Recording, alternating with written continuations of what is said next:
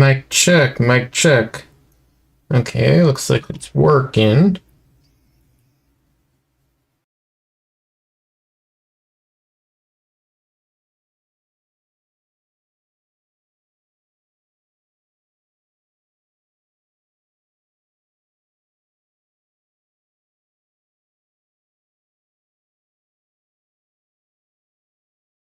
Okay, that was the wrong mic.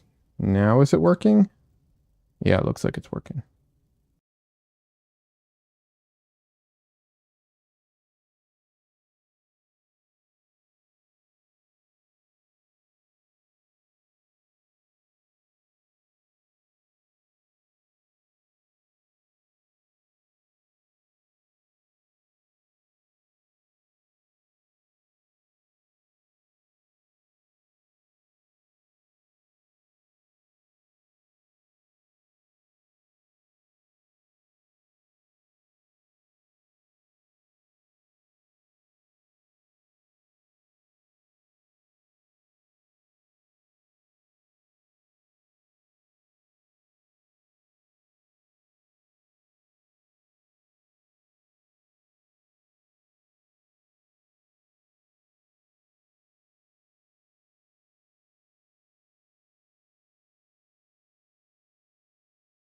Hello. All right. Think. Okay, there, it's working now. Wasn't in the beginning. All right. Messing with my setup a little bit. Hopefully, it's making things better, but it'll take some getting used to. But yeah. So this is the finished painting I was working on last time. This is where it ends. This is done. Is it perfect? Of course not. No painting is perfect. But I'm really happy with it overall. So today is going to be a new painting I'm starting, and I will be talking about that in just a minute. Like I said, I'm kind of still trying to set up. I think I'm going to have to modify my setup even more in the future, but whatever. It's, work in progress.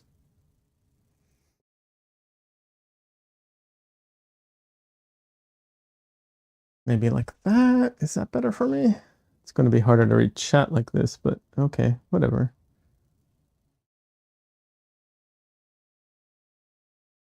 Yeah, I think this works. All right.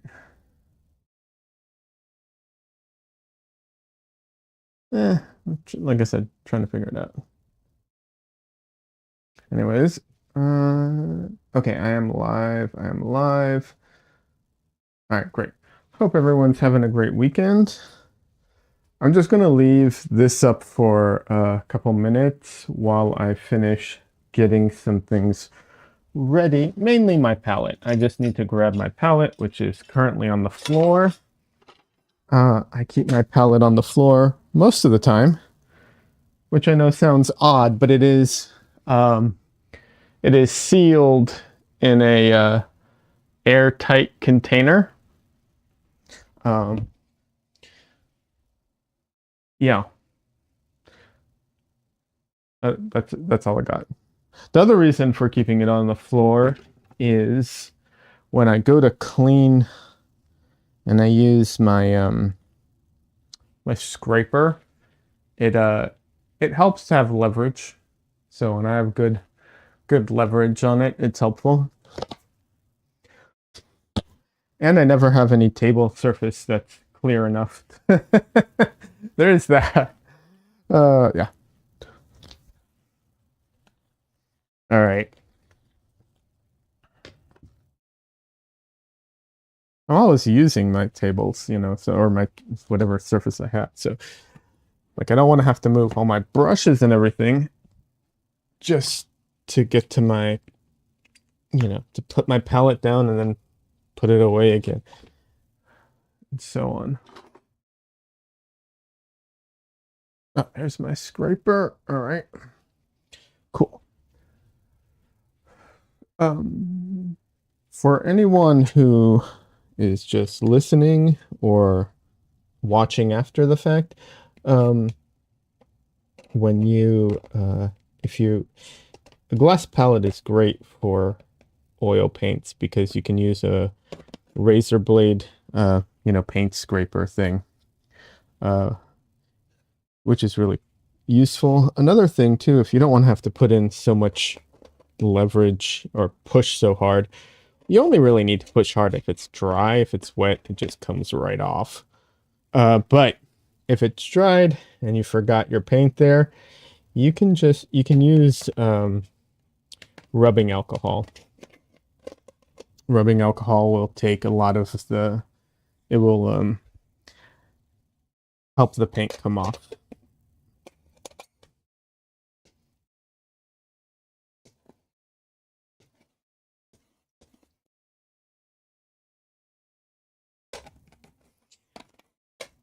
Also, if you're going to be, using a razor on glass, make sure it's a surface that can, that's a straight surface that isn't pushing unevenly on the glass, because that's a sure way to shatter it.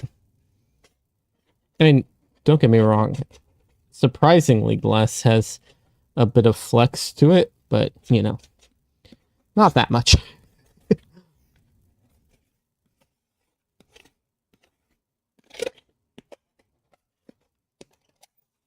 Oh.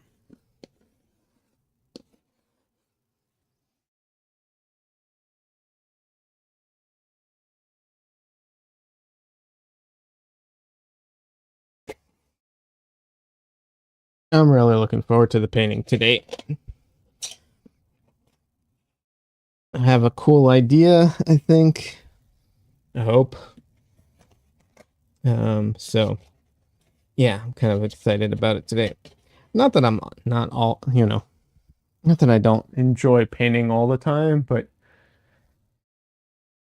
I don't really like doing self-portraits. I do them because it's easy reference to get a hold of.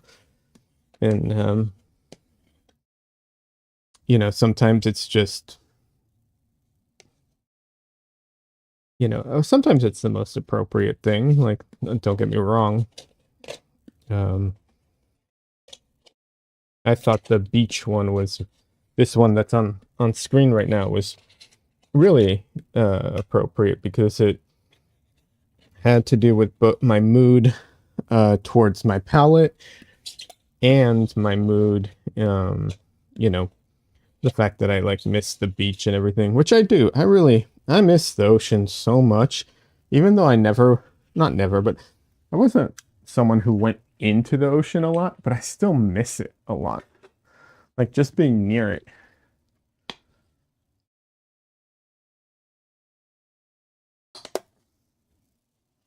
So I'm using a little bit of alcohol right now to finish up cleaning my palette, just because some of the smaller bits are just annoying me. And then I'll be done cleaning my palette and ready to get started today.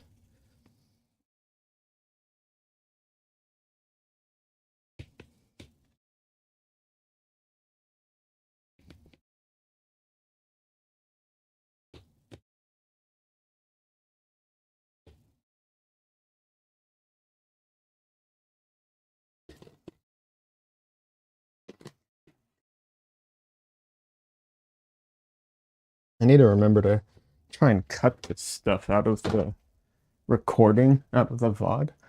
YouTube lets you do it, but it's their system's a little awkward. Alrighty.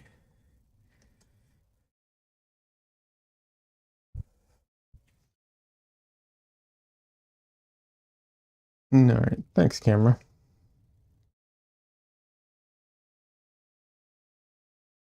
Alrighty.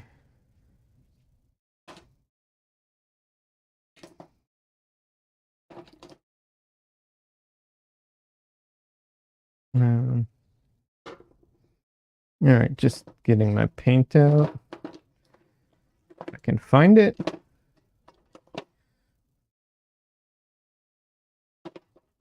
The degree of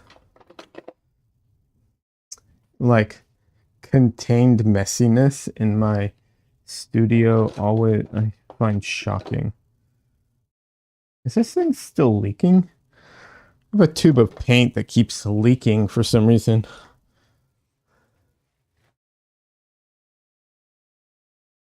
I might have, I don't know what's going on with it.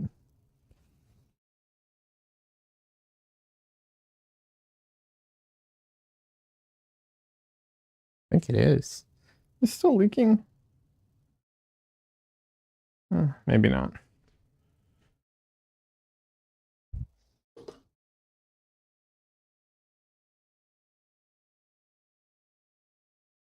But yeah, the amount of like mess and the amount of things that get lost in such a small area, I always find shocking. Like I don't understand how I can lose so many things in such a small, limited area. Yeah. Oh well. All right. I think these gloves are trash. Anyways, at this point. Alrighty. All right.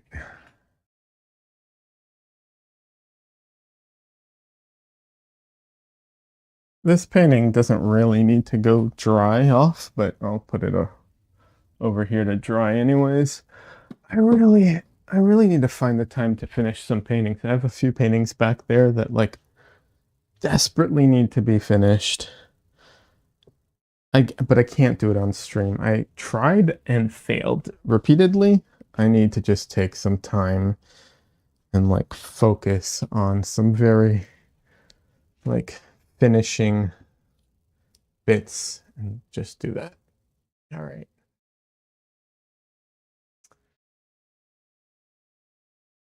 Okay. Oh.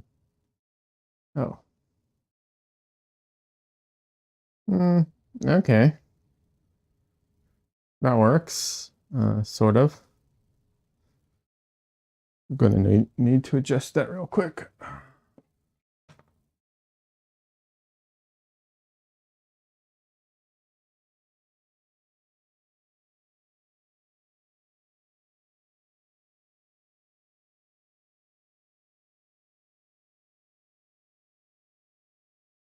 So I like to show this. I've shown it before, but this is what my camera is actually seeing.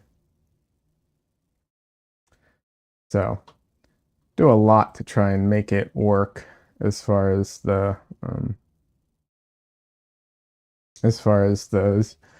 what's it called? The field of view. Hey man. Hey. Sadiksha?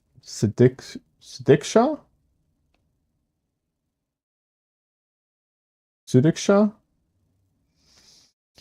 Hey, welcome. I am off camera at the moment because I'm trying to fix my, trying to fix my, what's it called? My camera.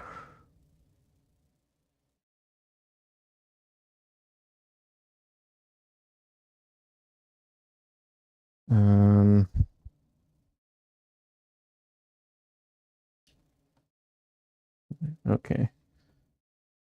Hard to pronounce, how to pronounce it. I mean, I'm not sure how to pronounce it is the issue. I'm bad with names in general, I admit.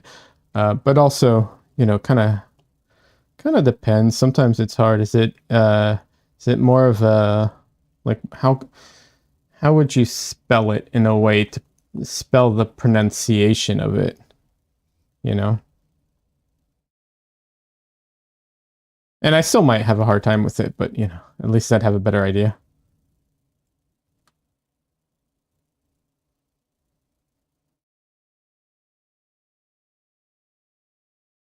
Ah, that's so much better. All right, now let's just move it over a little bit.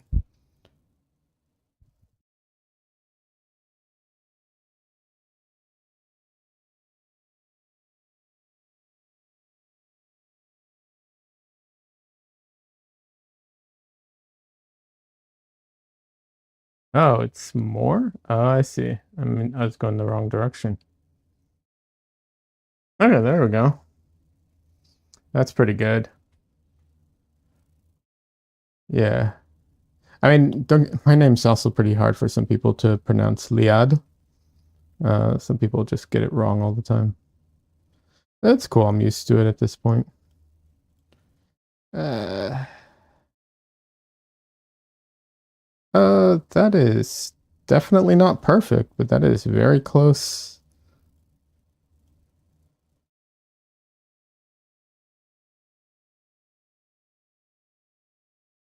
I think that's as good as I'm going to get it at the moment. It's so hard to get this perfect. I've yet to figure out how to do that.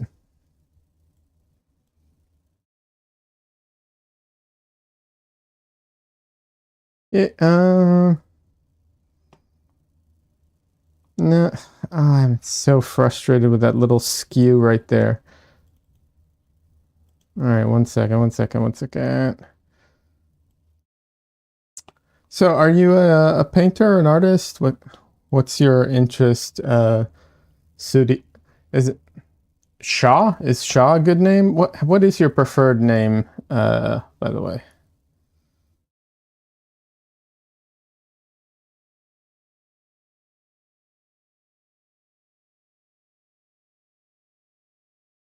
Okay. All right. It's good. This is going to have to be good enough.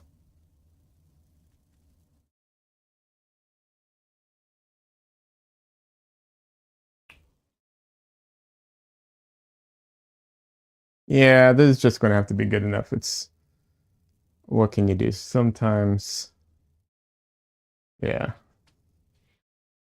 You can call me Shaw's. You're a dancer? Oh, that's so cool. I cannot dance. I'm so bad at dancing and so self-conscious about it when I try. It's ridiculous. That's very impressive to me. Very, very cool. All right.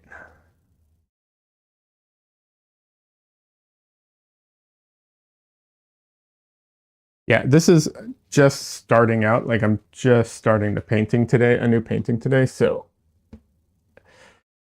every time I put down a new page that's a different size, I have to edit everything. All right. I think I'm pretty set now. All right. It's going to be a fun one today though. Is there a type of dance you specialize in? I know some people do, some people don't. I don't know much about dancing, I'll be honest. I know I can't do it, and I know that I don't know a lot about it. It's one of those things where where you like you know that you know how little you actually know about the subject.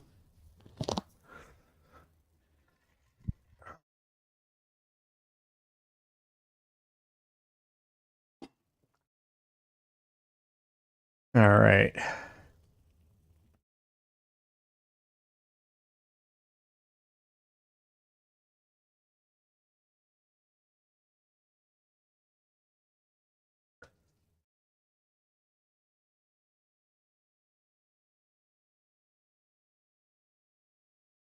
So primary painting today. This is another thing for the Nicholas Uribe uh, class. And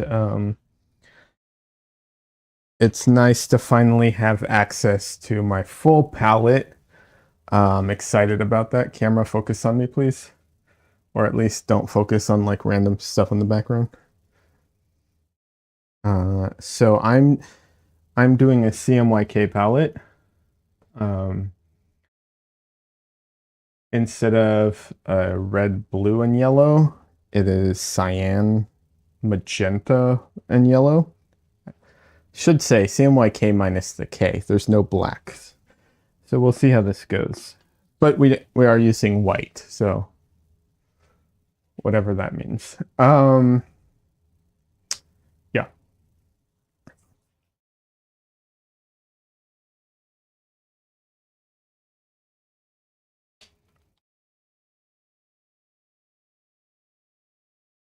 There are some proposed limitations to this painting. Uh, well, one of them being no black. That's a big thing. And also, the fun part. Um, uh,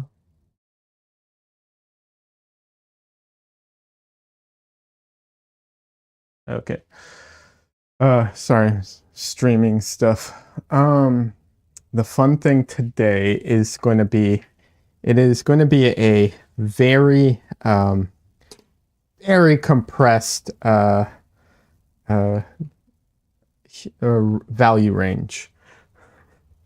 But I, of course, decided to make my life harder, and I'm actually going to do two value ranges, two compressed value ranges,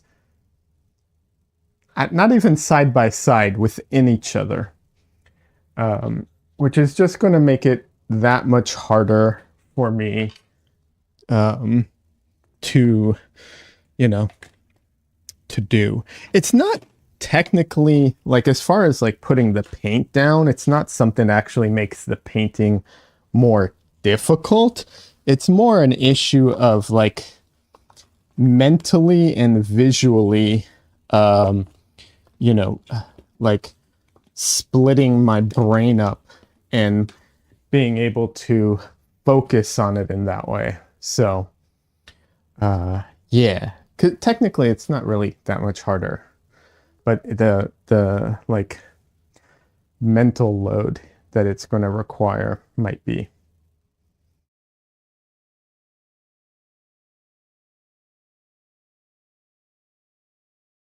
So yeah, that should be fun.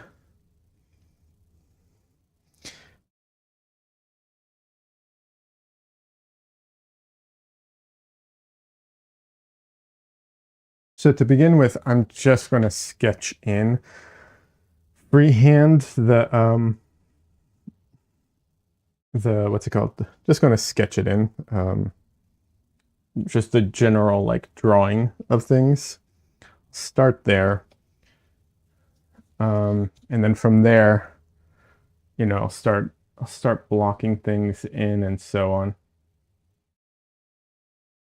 I don't normally use Gamsol in my painting process, but I am today, simply because I had a little in my container here. I have a little container, but I usually have oil in it, but I'm cleaning it, so I have Gamsol in it right now. Let's see. Dances like anyone can do. You just have to move your hand, legs, and boom, you're dancing.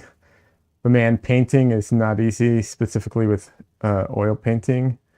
You're very talented. Thank you so much. I appreciate that. Look, you know, I do appreciate that, but anyone can learn to paint. It takes practice.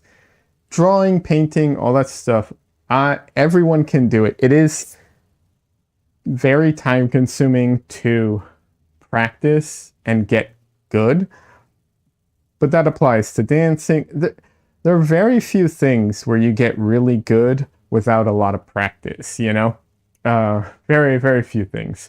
So drawing and painting, I appreciate it, and I know people have the perception that like a lot of people, I've literally had people tell me, oh, I could never do that. And I just want to be like, no, you can if you want to. Now, don't get me wrong. You might not have the passion to do it. You might just love looking at it, and that is perfectly fine. There's nothing wrong with that, right? Not everybody has to be good at doing everything.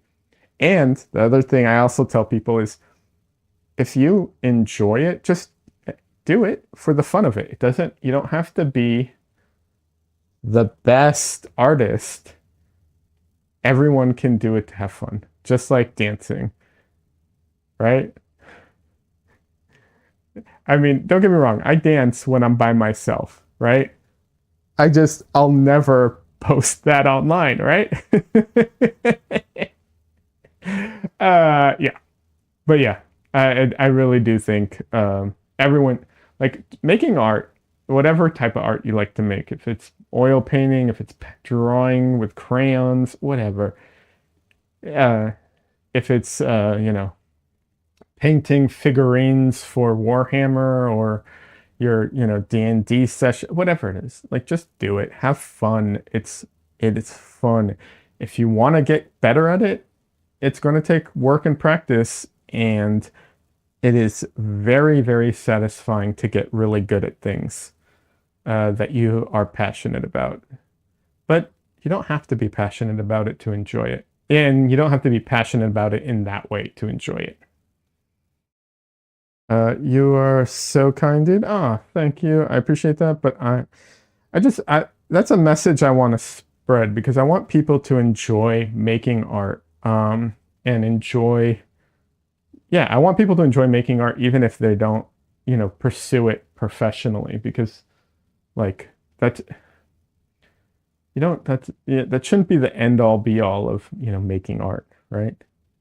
And that applies to dancing too. Hey, Des, welcome.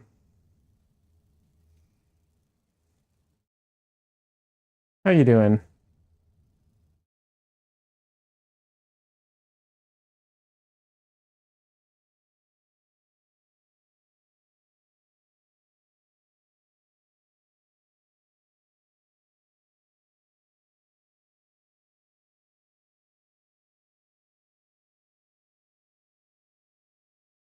So the way I'm working right now, for anyone who's curious, I have photo reference on the monitor.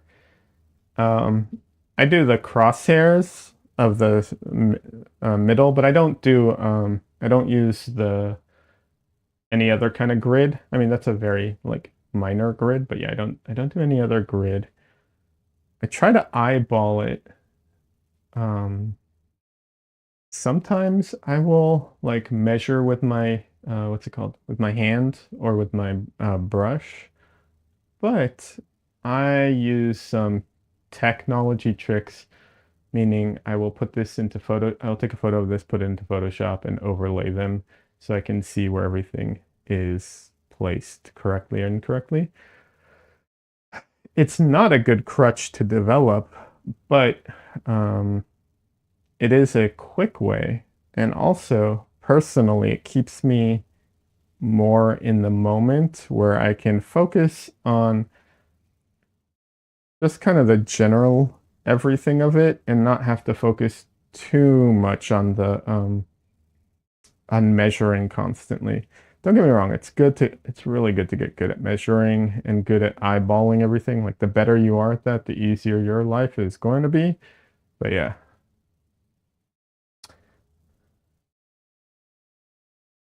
Enjoy it. I'm sorry, cry. What? Says, yes, enjoy it. Yeah, enjoy painting. Enjoy making art. Um, right now I'm just laying it in. Yes, enjoy painting. Painting's fun. It's challenging, but it's fun. I know Des is joking around because Des has been having a bit of a hard time lately with their painting.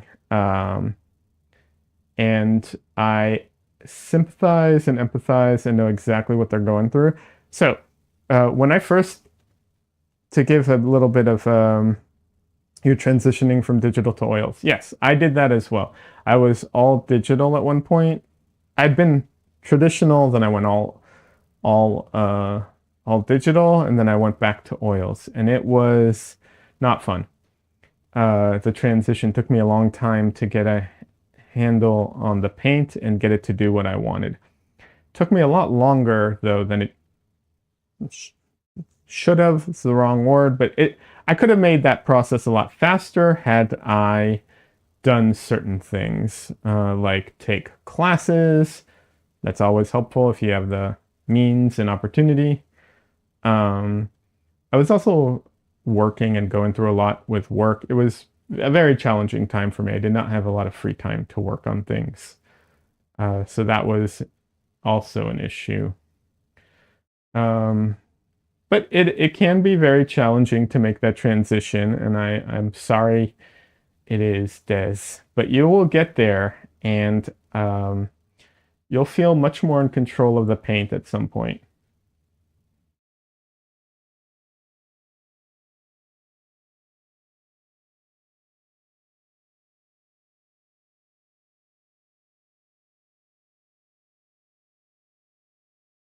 It's one of those things as you get into it over time, like at some point it just something kind of clicks and it becomes like I don't want to say second nature because there's always challenges. Painting, I will say this, painting, and this applies to all mediums. This isn't just for oils. Painting, I think, is always hard uh, and challenging, and in the best way possible. Like I mean that in a positive. Like to me, that's a positive. Um, because you're never painting the same thing twice, right? Like you almost never, unless you're very, very specific about it. But generally speaking, you're not painting the same thing twice. Because even if you're doing a portrait, every portrait's a bit different. Every lighting situation's a bit different. Like it's just, kind of the way it is. So it's always challenging, and I personally think that's a good thing. I think it's a great thing actually, because it never gets boring.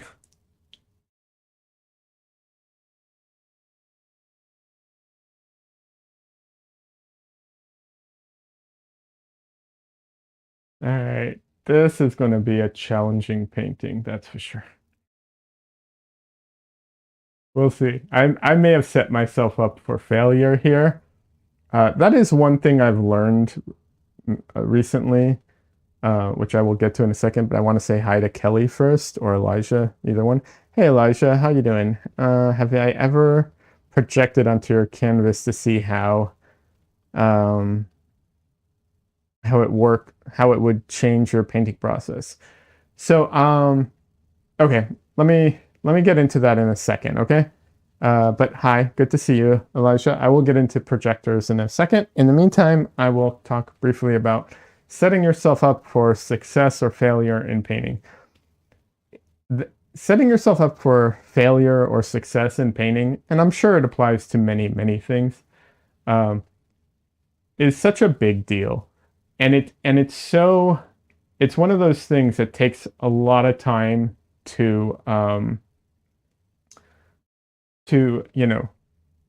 to see, because what happens is a lot of what you paint, a lot of the success of your painting, you set up before you ever touch your canvas. It's in your prep, it's in the photo reference, or in the reference, or in the model that setup. It's in the lighting that you choose, like all of those things, the crop, the size, like the canvas, the type of canvas, the brushes, the paint, like all these things play such a huge, huge deal, and are like, as you get into it, you will find like, oh, and you have to be really aware of this as you like learn and as you practice, and be like, okay, well, this painting wasn't good. Why? Or it was sometimes it's not it wasn't good. Sometimes it was a struggle. Why was this painting such a struggle compared to my other ones? And so often, so often, it's because your setup in advance sets you up to like make your life so much harder. And I'm doing that right now. And I know that. And sometimes that's okay. If you know it, and that's fine. And sometimes it's, not okay. Like sometimes it means that you're not going to be able to pull it off. Sometimes it means that you'll get an amazing painting out of it. Just kind of like there's a lot of variables. But the reason I'm setting myself up here for a hard time is because I have a very limited amount of time to do this painting. And it's a larger painting than the last couple I did. And it's a much bigger scene. So this is one person, this is a second person, this is a third person. Here there's two more, and here there's like four more, although they're very much in the background. So a lot going on. So very challenging to deal with all that. But whatever. I Not everyone's going to be in focus, so there is that. I am mitigating some of it a little. Okay, now going back to the projector question. I haven't used a projector in a very long time. I did use a projector once. No, not once, twice, three, I don't know, a couple times when I was in art school. Um, Projectors are great. They're a good, what's it called? Um, yeah, projectors can be great. It's a shortcut, right? Like it's a tool to make your life quicker and easier. There are very many limitations to it. Basically, what a projector can do is help you in positioning of things. Like I could project it and then I could go in and I would know, is this shoulder in the right place or not? But that's the limit. You can't use it to paint, what's it called? You can't use it to see your values or your color. You can't color match with it. You can't do anything else. It's purely for positioning. It literally can't do anything else. So yeah, and I actually have recently debated buying a projector specifically for my stream. And the reason is because when I'm working on my own, I don't need a projector. I can just take a photo of this, throw it into Photoshop, overlay it, and then I'm good to go, right? Like I don't need it. On stream, having the projector might be really cool because I can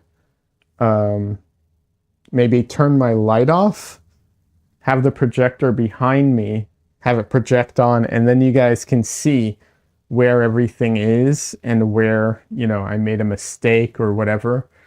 It might be really cool. I don't know. First of all, obviously I don't know how it'll look on camera until I do it. But the other thing too is that I'm kind of like, I don't know that I want to spend, well, honestly, I've spent a lot of money. Like I recently built up I built a new computer and stuff. So I'm kind of strapped at the moment. I also like, I'm going to the Portrait Society convention later this year and so on. So I don't know that I want to spend the money on it necessarily. Yeah. Because I definitely like don't need it. It might be a cool thing to have for the stream. I don't know. It might not, the camera, like I might think it's a cool thing and then the camera can't even pick it up. And I'm just like, why did I waste my time and money on this kind of thing? Also, I do worry a little bit. Like this is one of those things where like uninformed people are just going to have a field day with it if they are not, um, the most like, if they're negative people, we'll put it that way. Yeah. So I don't know. Thought about it. We'll see.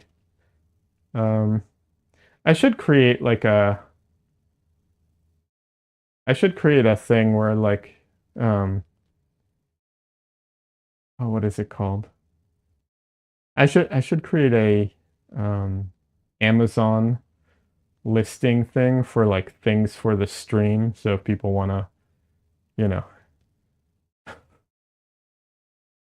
uh, but whatever.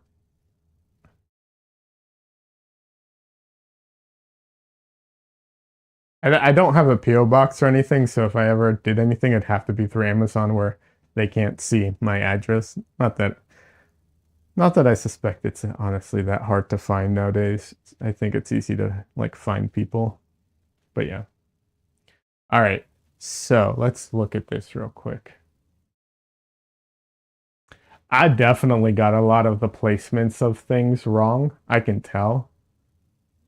But like I said, I don't like, okay, it's 1:46. I definitely didn't start at 1. So I say, I don't know, I sketched this in like, what would we say? Like,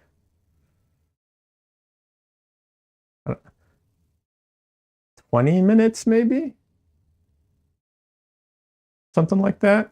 It's not bad, for just sketching in the whole thing. Yeah. That's why I do it this way. Now, like I said, I know I got some things wrong, but it's not a big deal. Normally, if I wasn't streaming, I'd take a photo of it now, throw it into Photoshop, make my life quicker and easier.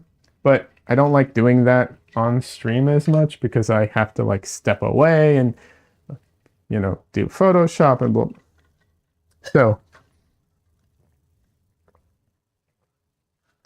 instead, what I'm going to do is I'm just going to go in and lay in all my colors, like my big areas, and then I'll probably use the brayer. Then I'll take a photo of it, throw it into Photoshop, do all that, which I may be on stream, may not, kind of depends on how quickly I can get through this. Let's find out. So, the fun and challenging stuff, the things about this painting. Let's talk about it briefly. Hold on. Are you using thinned paint? Yeah, I usually don't, but so let me show you. I have this little container. Usually I have walnut oil in here, but it needed a little bit of cleaning, so I put in some Gamsol and I forgot to take it out. This is airtight, by the way. So to draw on this part, I just opened it up and grabbed a little bit of it. But generally, I just use walnut oil instead of Gamsol. I also, so the reason to be careful with Gamsol is it's a paint thinner. It's a mineral spirit. So it has fumes, and they're not good for you. You have to work in a ventilated area. I'm not working in a, I don't want to say it's a, decent sized bedroom, but it's not ventilated. It's not what I would call ventilated. But using so little, I'm not concerned, because there is airflow. It's just, it doesn't qualify as ventilated. We'll put it that way. So yeah, I won't be using more of it though. That was basically it. All right. So this painting, fun and challenging painting. Hold on a second. I need to see something here. Okay. Yeah. Oh, this is gonna.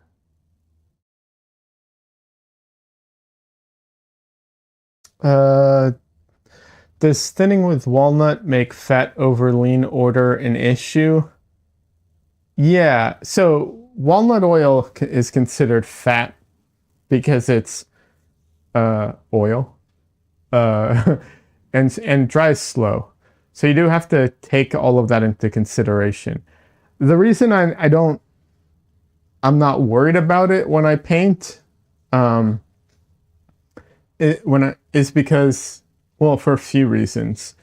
For one, I usually paint back into it, so I'm not doing the thing where people like put a layer and then I'm not putting like thinned layers repeatedly over each other. Basically, I put it down and then I paint directly back into it. So my layers are all mixing. There's no separation. There is eventually because it does dry.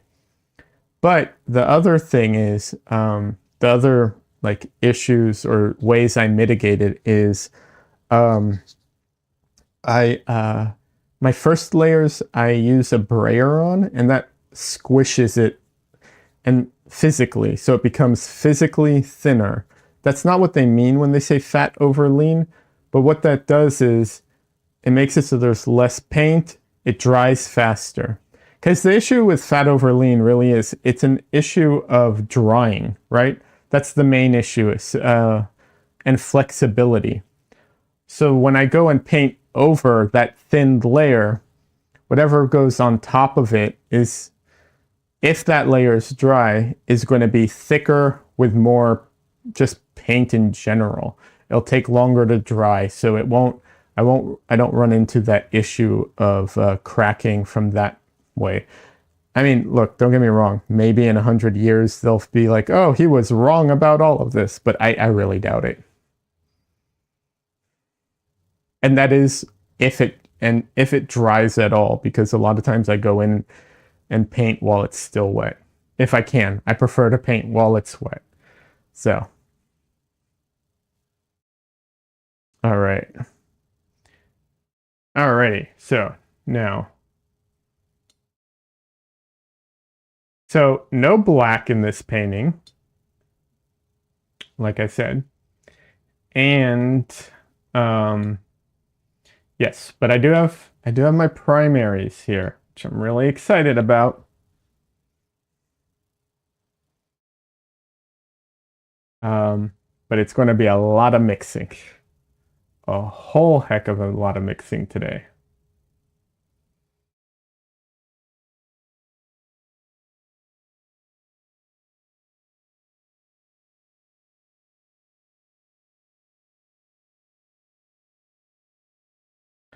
So the catch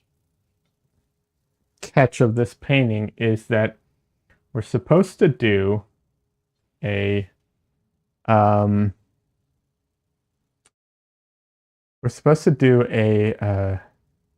primary palette without black and what's it called? A very tight value range. So I'm doing two value ranges, very tight value ranges that are very separated from each other.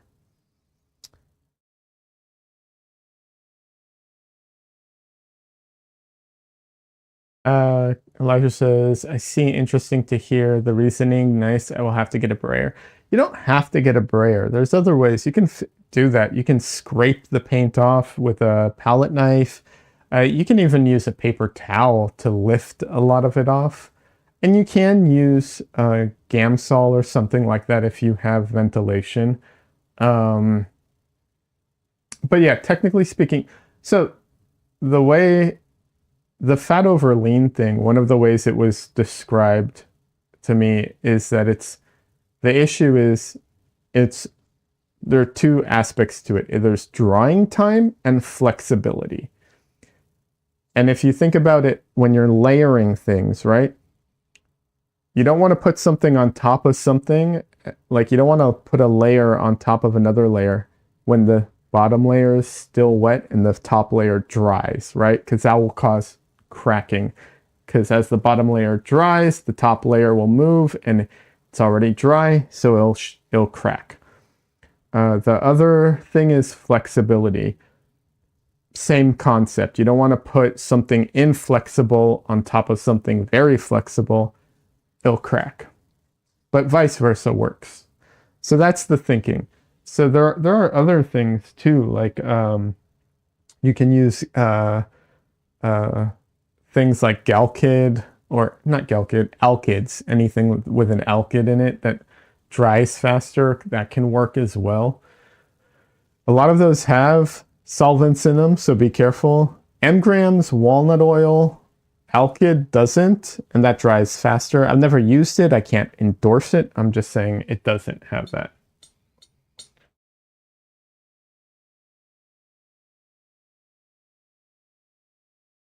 So my plan today is, well, obviously I'm going to lay in the painting and all that, But what I'm trying to get at is I'm going to do the background characters, all of the, this actually is foreground character because it's in front, but all the characters, everything's going to be white, very, very white. And the main figure is going to be very, very dark. That's the idea.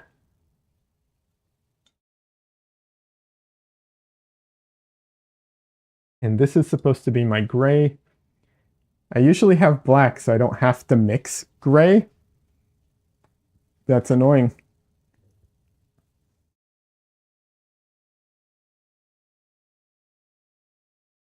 All right.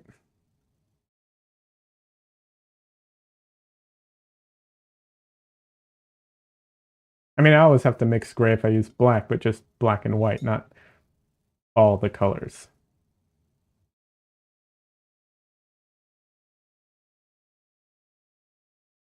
But it's all good.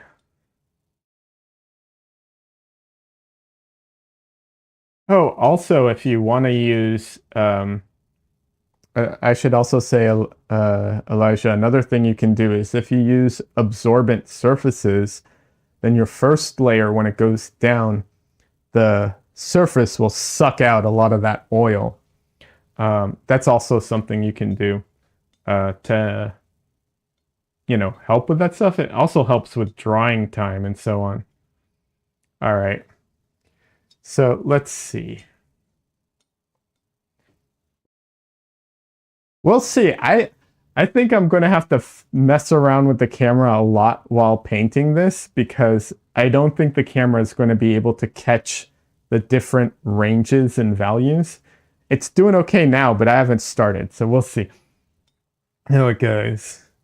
All right, so this is my gray. You can kind of see it. It's kind of gray. So I'm going to put it aside and I'm going to try and match that gray, but make a much bigger pile.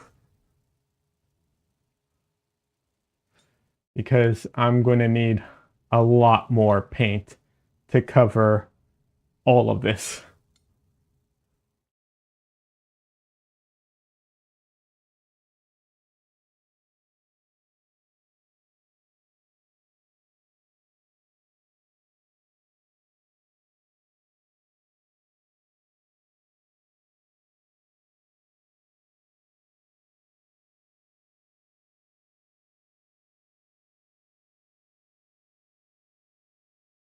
So this is on the warm side right now.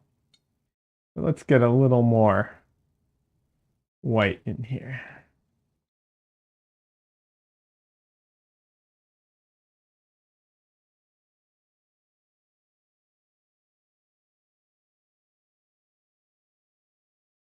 So I'm using a bit of oleo gel. I usually don't use it at this stage. It's mostly because my white has started to dry just a little bit, so it needs a little bit of help. Okay, so this is a warm, like, I don't know, pinkish color.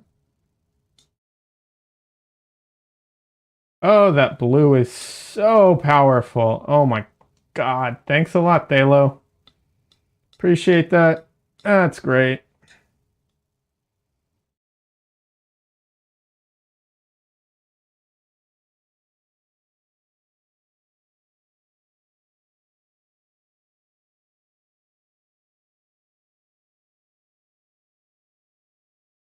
Clayboard? I've never used clayboard. I don't know if you... I don't know if it's okay to use a clayboard for oil paints. I've never looked into it. I would check it. So, oil paint adheres mechanically to things, so it needs to have a way of adhering to the surface. And then it also needs to be a strong enough surface to hold it. Just be aware of that. Oh my So I am using a ridiculously overpowered palette for this, honestly. While I think this is possibly the best palette, like if you had to choose a single palette to paint everything ever, I think this is the best palette.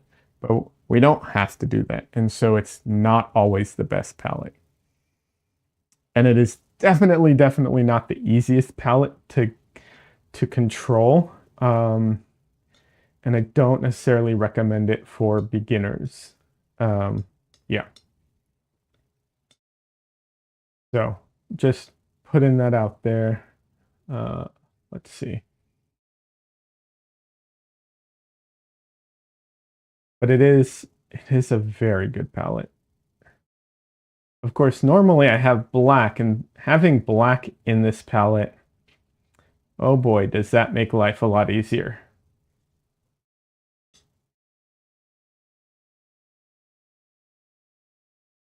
The reason black makes it so much easier to manage is because you don't have to cancel everything out all the time with opposite colors or complementary colors. You can just use black. Phthalo is a demon. Phthalo is, but so are the rest of my colors. Literally like if you put any of these paints into any other palette, they will dominate that palette, whatever it is. Like the way Phthalo kind of like bullies every other color, these will do it as well. This is Quinacridone Rose, which is possibly the most, like, the strongest red I've ever used. It's not technically a red, by the way, it's a violet. Just FYI. PV19, and then in case anyone's curious. And this is Cad Lemon. Yeah. And my black too. Mars Black is also a very strong black. All right. It is a little greener than I necessarily... All right, let's try and take away some of that green. I don't want it to be a green.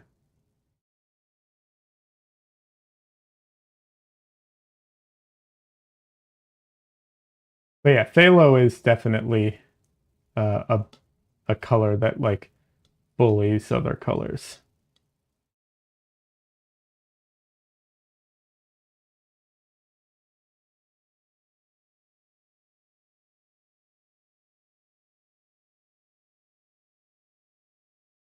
Oh, that is so close.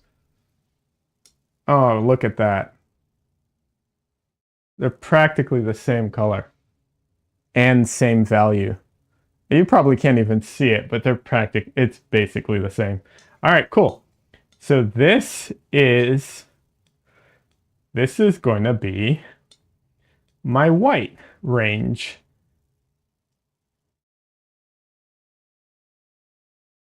So everything but the main character is going to be roughly this value.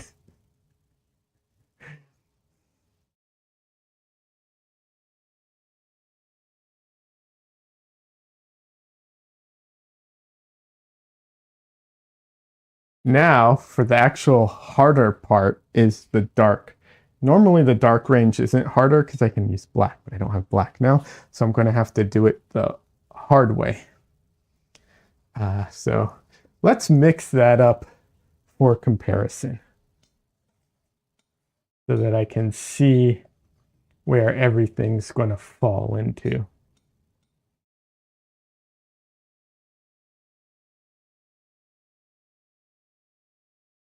Whoa, so they're going to be glowing white.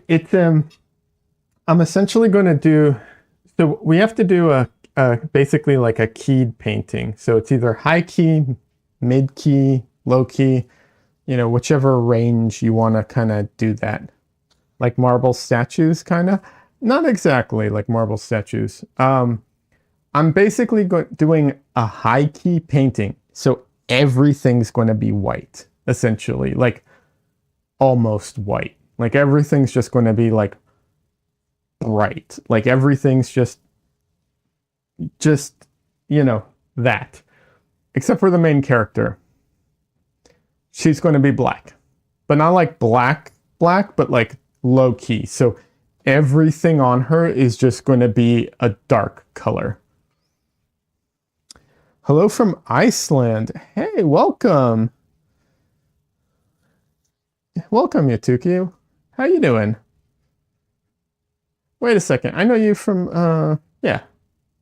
Oh my God, my brain. OPL, right? I'm not mistaken. That's where we met each other, right?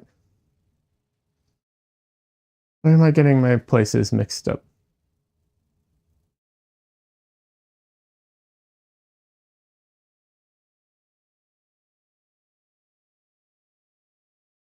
All right, so I'm going to mix up my darks now. Well, hold on a second. I don't want to have white in my darks because that's going to work against me. So let's clean up a little. There we go. Yes, our painted lives. Yes, yes, yes.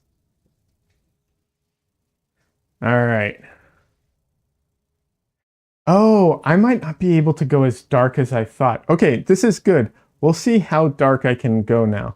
Because I don't have black, we'll see how, how dark I can get my like grays.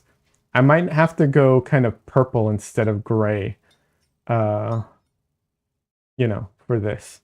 We'll see. Because this is purple right now. So this is as dark as I can go, but I'm going to have absolutely no range in this. So it can't be this, right? Because I can't do any other color here. I have to be able to do more than just this color. Unless I want the character to be a silhouette, which I don't. So let's find out.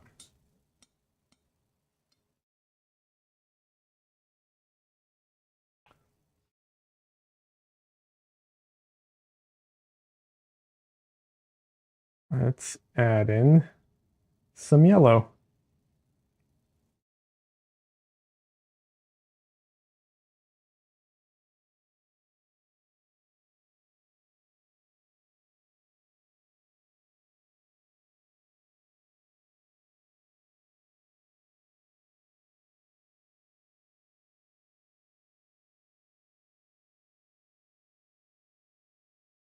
Okay, I need new paint.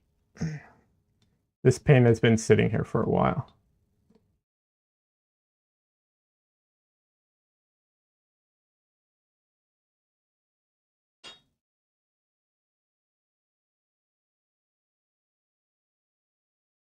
Yeah.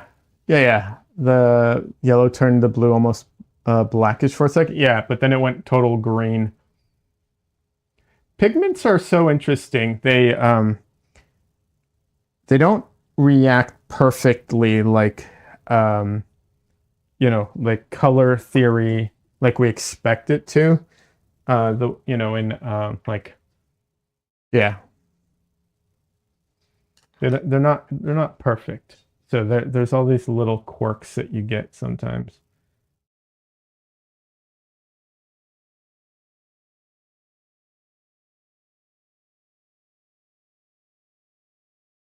So this is very much a like green, olive green, like a very dark olive green.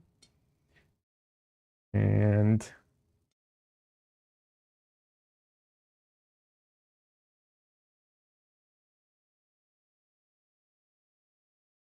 yeah, well, so an interesting thing.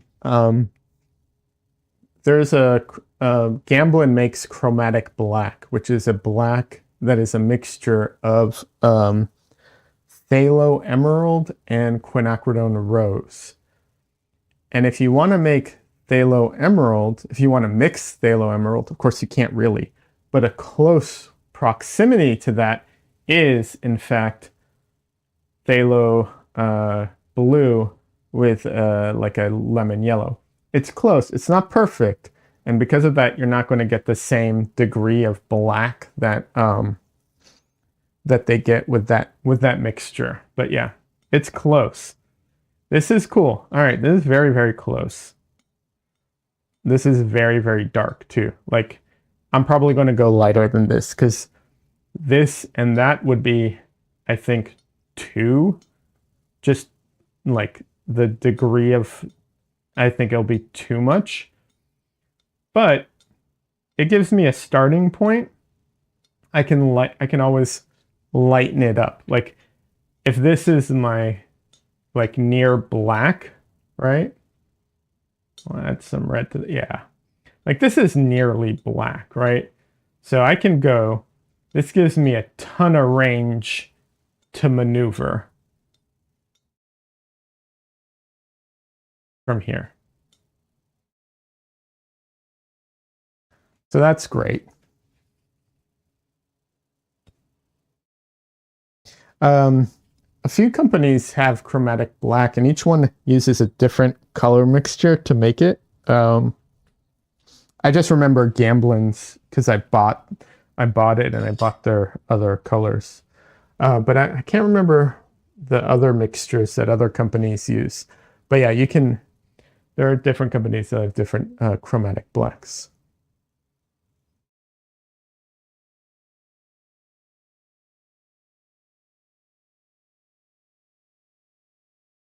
All right, let's start laying in the colors now. Colors. Sort of colors. You know, what passes for color in this painting.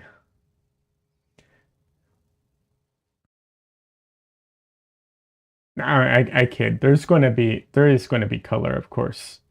Because what I'm going to do is I'm going to take this and I'm going to mix in, a little bit of white or a little bit of yellow.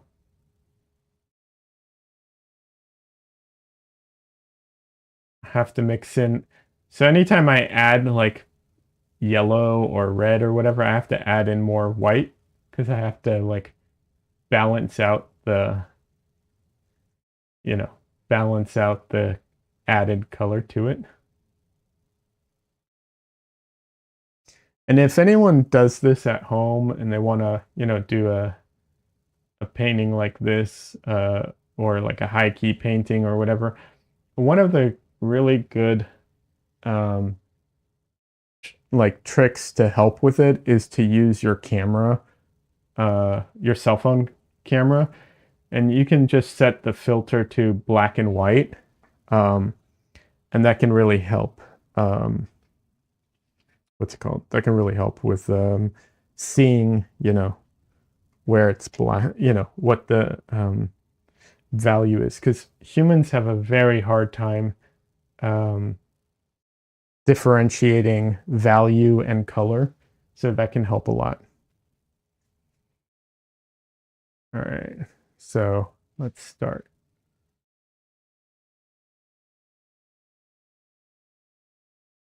That might be too dark.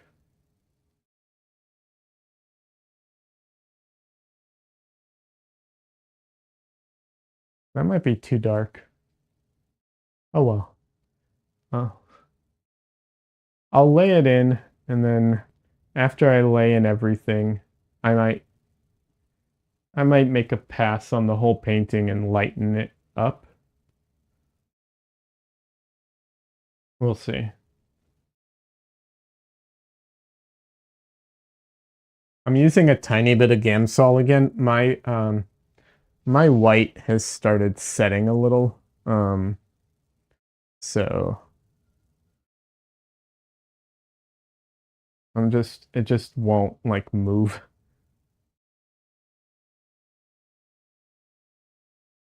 So this is probably the darkest my light area is going to be.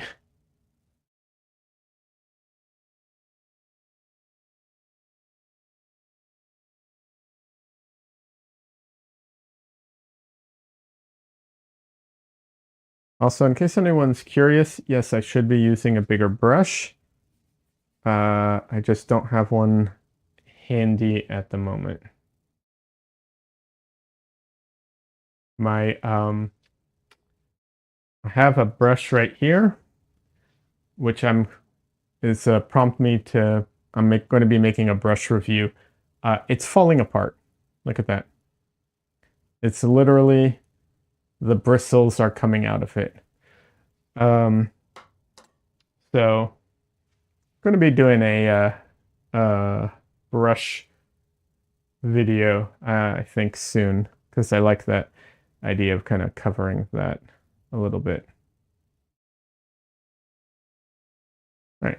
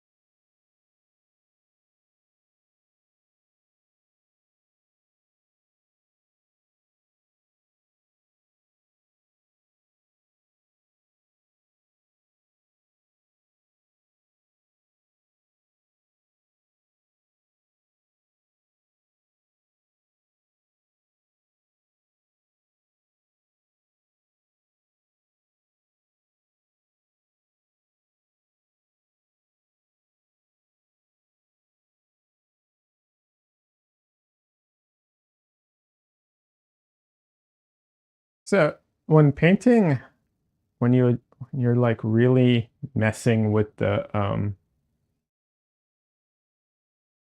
colors of something like this. Okay, not the colors. It's more the values, because right, I'm messing with all my values, and I'm messing with the chroma range. Um, when you do that on a painting, um, you realize that you're boxing yourself in a lot, because the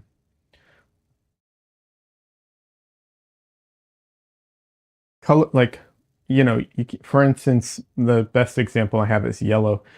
There's not really such a thing as a dark yellow, right?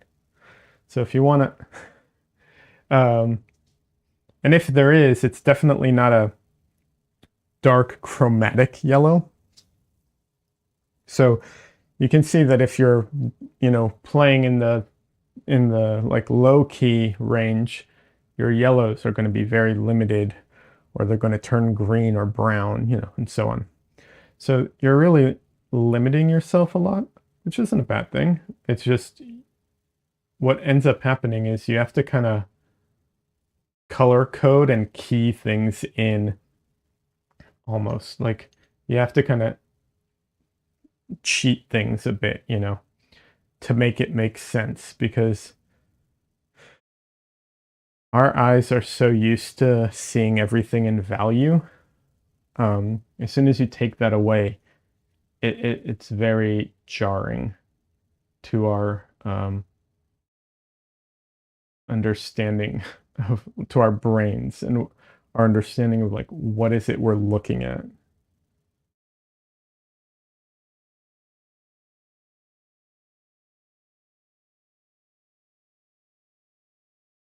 Like, to give an example, right? Brown, which a lot of things in the world are brown. Um, Brown is dark orange, but I'm working high key right now. I don't have dark anything. So how do I paint brown? Right?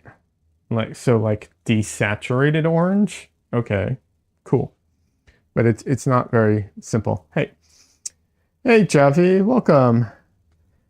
Hey there, how are you approaching the shadows in yellow? Is there a go-to color, a color code you use? So no, it's not color coding in that way. It's color coding kind of specifically to the situation, right? So this is kind of like this is going to be a high key painting. It's not going to be a single value painting. But when I did single value paintings, I had to color key it in a way where it's like, okay, all the warms are like the light areas and all the cools are the like dark areas, right? And then all the like grays are the highlights. You know what I mean? So and I had to like stick to that to make it kind of work so that when you see it, you're like, okay, there's a pattern here that my brain can kind of latch onto.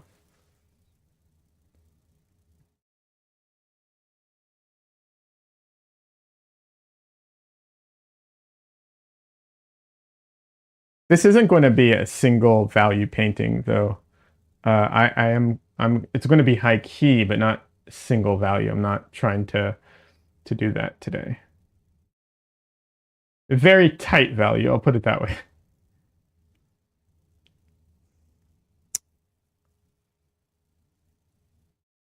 So tight, but not single. This can go much bluer. Let's. I will say this, blue is probably, I feel like possibly the most versatile color in the sense that like you can have a blue works both in high key and low key, right? Like it can work in everything. I think blue might actually be the most versatile. Red's close, yellow definitely not. Interesting. Thank you. Yeah, absolutely. Yeah, questions are welcome always. You know, um, but yeah, at least that's my theory on how to approach these things. I'll be happy to share um, my other what's it called? My other high key or single tone paintings because I did both. Um, when I take a short break at some point. Yeah, happy to share those. Um, this is going to be like I said earlier. I'm repeating myself a lot. I do that in these because people come in and out. But yeah, this is going to be a high key painting and a low key painting combined. So it'll be fun.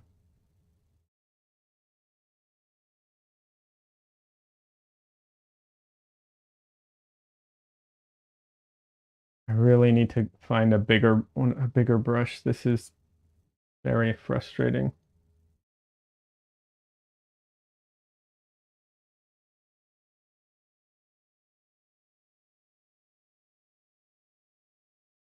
The hairs on the bigger brush I was using just started falling out. So I have other ones. I just need to actually go get it. And yeah.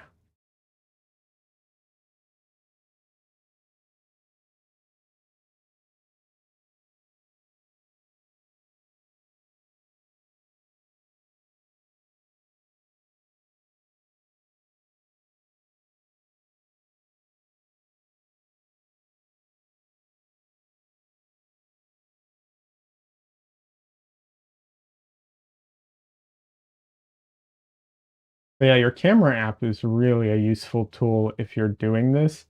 When I did a single value painting attempt, I didn't succeed 100%. It is close though.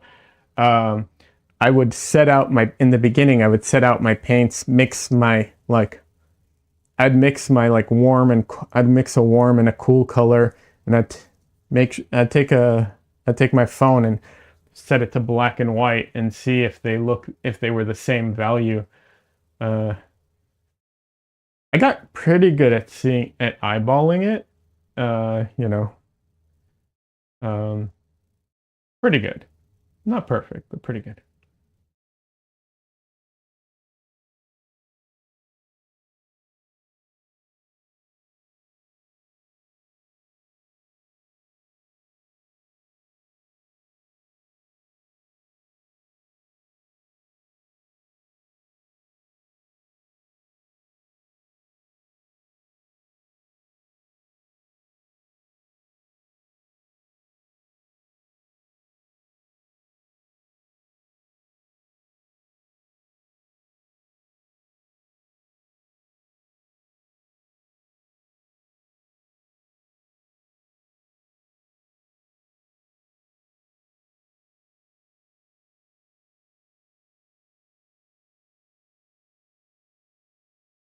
For example, here, this is a okay, so this is a window. This is a doorway. This is inside the doorway. This is like the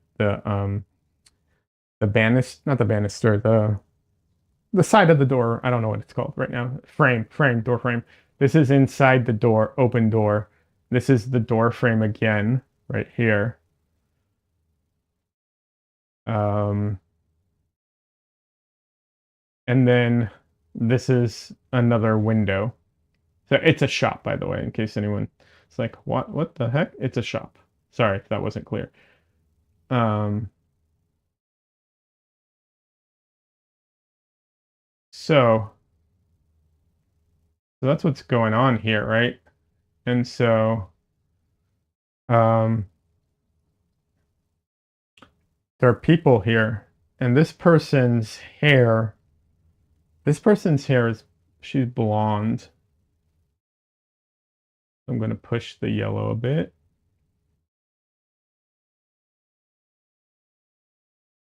I'm just laying in general colors right now anyways, but yeah, she's blonde. Um, and then, but the reason I'm mentioning all this is this person right here has kind of gray hair. Like, it's not like white, it's kind of grayish or blonde gray, whatever. And it's not nearly as dark as the inside of the doorway, but it is almost the same color in the reference. So in order to like differentiate those two, um, one second. So to differentiate those colors, what I'm going to do is I'm making the interior a little more on the purple range. So bluish, you know. Like I said, I'll have access to a little bit of variation in tone too. Um, and then this hair, I'm just going to make it more in the like what qualifies as brown. Yeah, but I still want to distinguish it from the blonde hair. So that will be a challenge. Leon, I begin my paintings gray colors. Are you quoting me or are you telling me how you start your paintings? Am I misunderstanding? But yeah, this painting is going to be a lot of gray, basically. A lot of neutrals, yeah, for sure.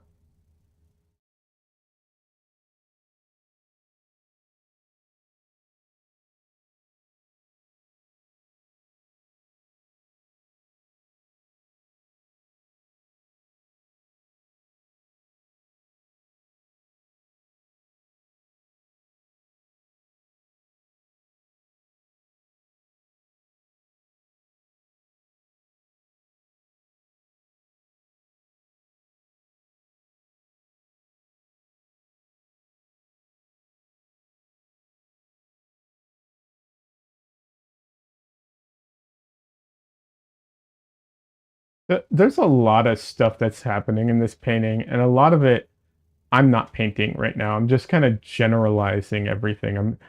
I'm in like if this was digital, I would refer to this kind of as like flatting. I'm just like laying in my general basic colors of things and basic shapes and stuff because I know I'm going to have to go in and repaint most of it anyways. I just kind of want to cover everything and have, a general idea of what I'm looking at. Also, the background is not that it's not that it's not important, it's not as important to get all the details. You're going to get an impression of what the background is, and that's, good enough kind of thing.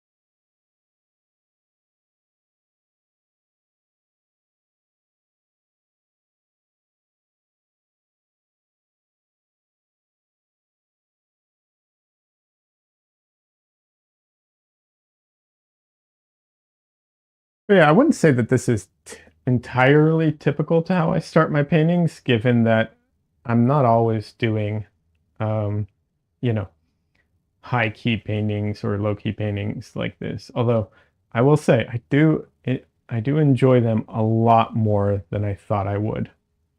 Like once I started working on them, I'm like, oh my God, this is so fun. It's so challenging, but so fun.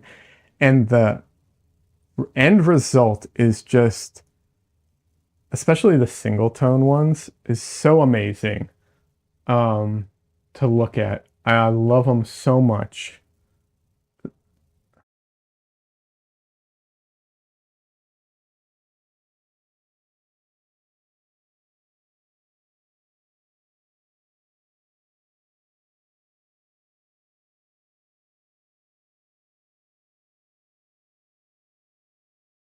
I'll show some examples in just a minute.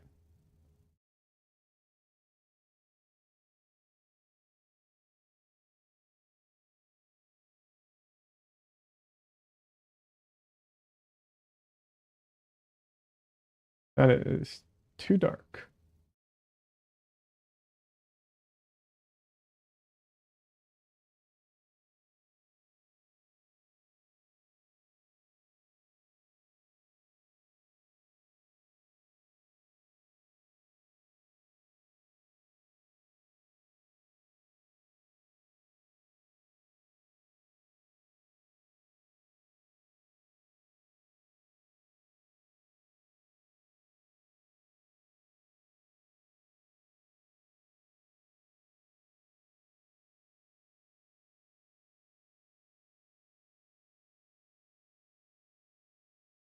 But yeah, usually people start their paintings by laying in, they'll either sketch or draw it out. Not either, often. Not everybody does, but that's often the go to. And then after that, they do, they lay in their darks, their shadows. And a lot of people group up their shadows together. So they just use one color and one value to do all their darks, which is a really good way of laying in paintings. If if your painting has that, not all reference has darks, in which case you have to adjust how you do things,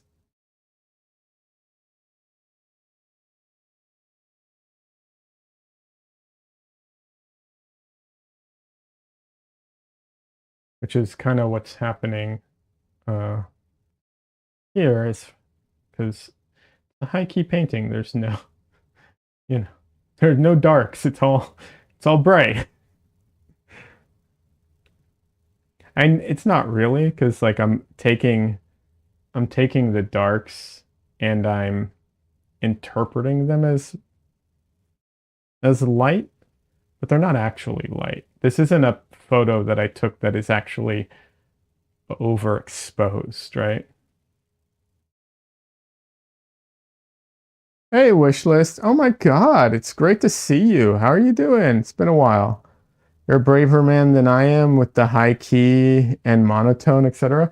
Dude, I don't know. Those are so much fun. They're very challenging, but I don't think it's one of those things where it's like I don't know. I do enjoy them. They're very fun. But thank you. I do appreciate the compliment. How are you doing? Wishlist is a fantastic painter, by the way. Um, yeah. I don't know if Wishlist is interested in connecting their online persona to their painting, you know.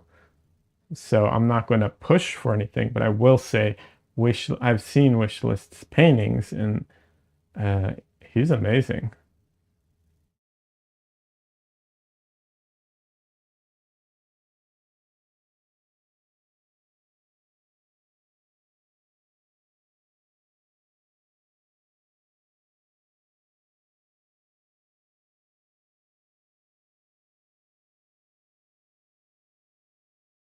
The amount of like texture and stuff that Wishlist puts in their paintings is just phenomenal. Is yeah. Um, I will happily share it if Wishlist wants to. If not, I will one day share it anonymously, kind of thing. But yeah, I'm good. I'm bored on retirement, to be honest. I'm not painting so often. Oh, really? Well, I'm glad you're doing well. Um, you know, I'm sorry you're bored. Bored's always, um, you know, can be challenging to deal with, especially if the boredom is um, mentally inflicted. We'll phrase it that way. I've had that before. I'm not saying that you're dealing with that. You're not bored. Oh, you're bordering. Ah, I'm sorry. I misread that, or uh, bordering on retirement. Okay, I misread it. Uh, wow. Lucky you in a way, I guess. I don't know. I always feel weird about retirement. Like I'm happy for you. I'm happy for anyone who retires, you know. I just I don't know. You know, I feel like I would actually get bored, tired.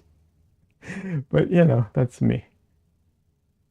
And that is my mental state currently, not, you know, those things definitely change over time. I will say this is a general statement. If you are at the place where you can retire, if you're lucky enough that you can retire, keep busy. That's the only thing I'm going to say. Keep busy. That's important.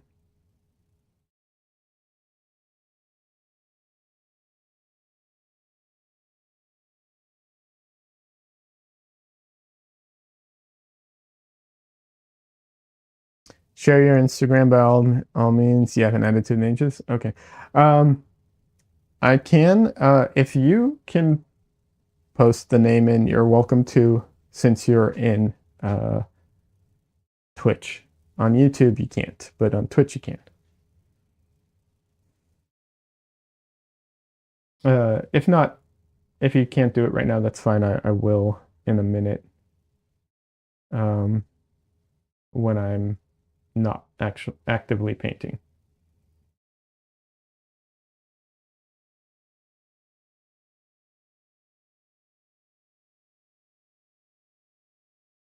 And yeah, I haven't added to my personal Instagram in ages as well, although that will be changing soon. But yeah.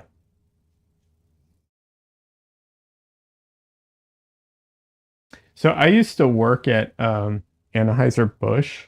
For anyone who's not familiar with Anheuser-Busch, they're the beer company that makes Budweiser. Uh,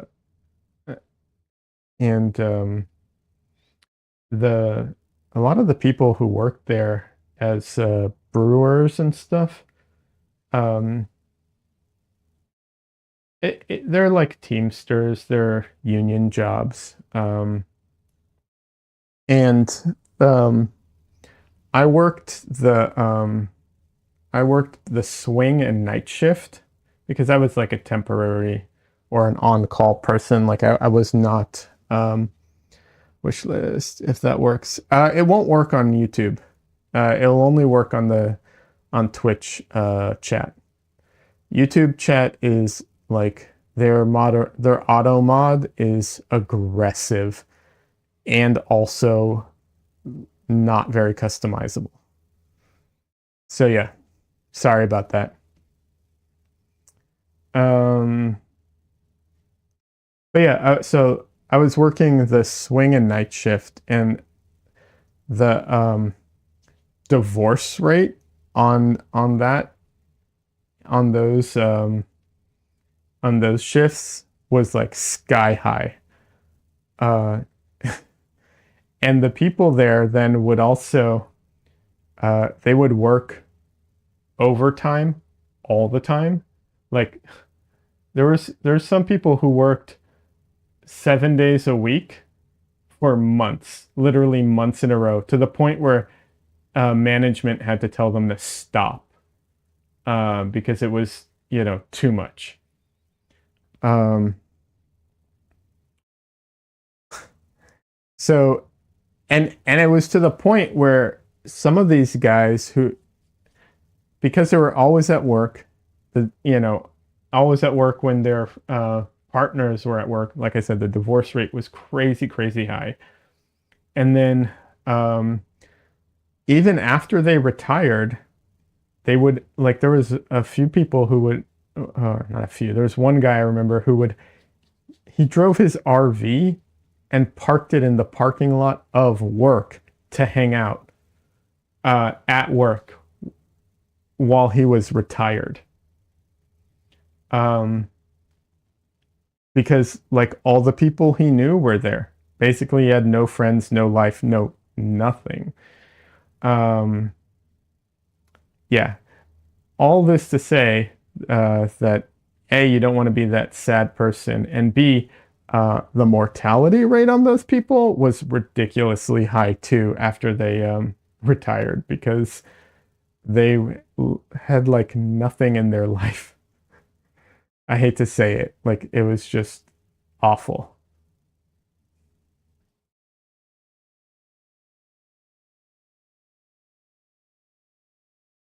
Followed. Oh yeah, yeah. I will share it, and I'll share it in YouTube in a minute.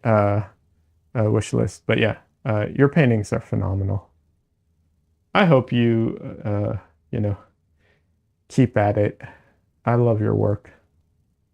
Is any of your work available for purchase, or have you sold everything that you have for purchase?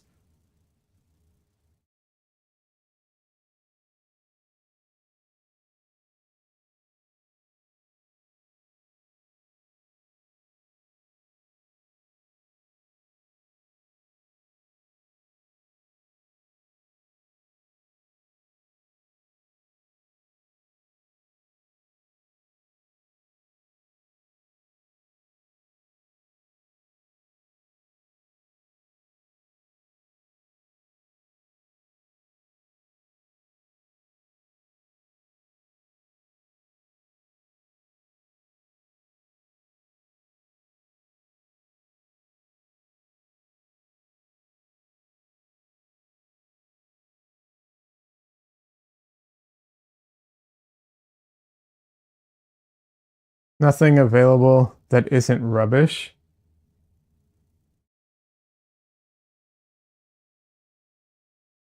I mean, I don't believe you.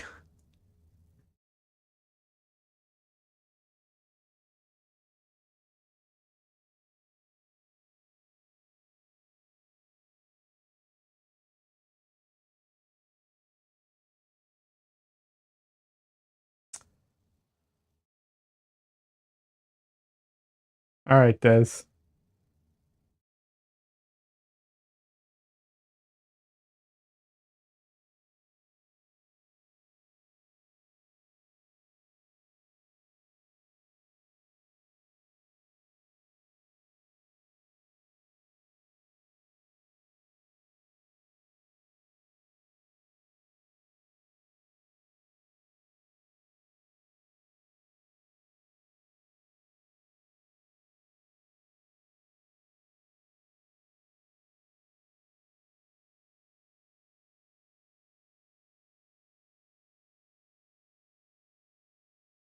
All right, let's take a short break and look at some art, share some art, show some art, do all of that.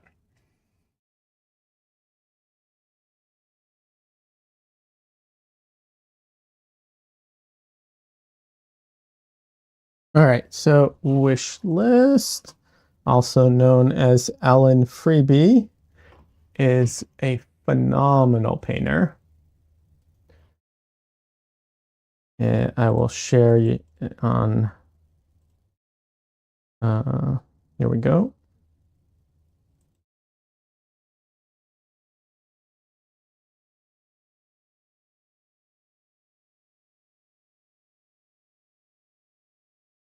Okay, so I have to find out how to get rid of this stupid heart thing that's in the way. I literally can't pin the message even though I want to because of that stupid heart thing.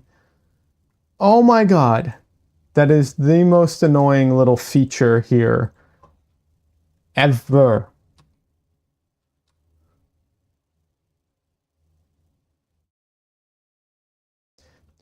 There's this little heart on the corner of the chat that won't let me hit the 3 dots to that lets me then pin something or do something. Like, it's the stupidest thing ever.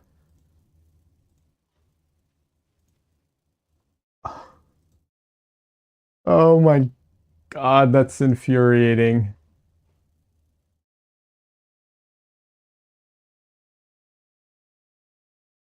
This type of stuff clearly, obviously, drives me insane.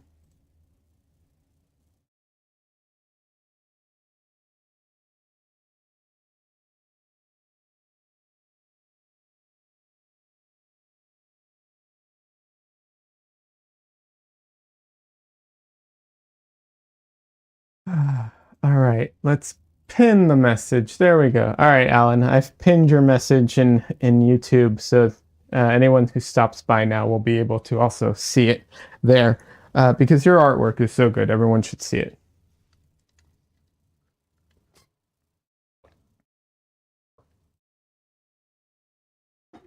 And it drives, oh, technical stuff drives me nuts, but that's aside from the. Oh, not at all. You totally deserved. Your stuff's great.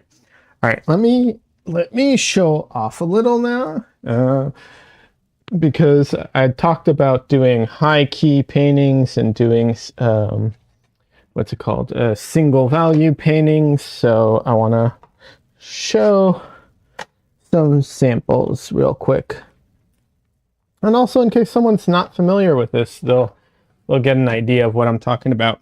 All right, so this is not a single value painting, but a very high key painting. Hey Donley, welcome. Good to see you.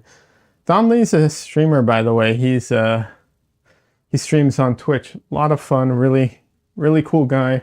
Fun, fun streams. A lot of pop culture stuff. A lot of times, but not only. Good digital work. Works in Krita, in case you're interested. Yeah. So this is a very high key painting. Let's see. Let's lower. Yeah.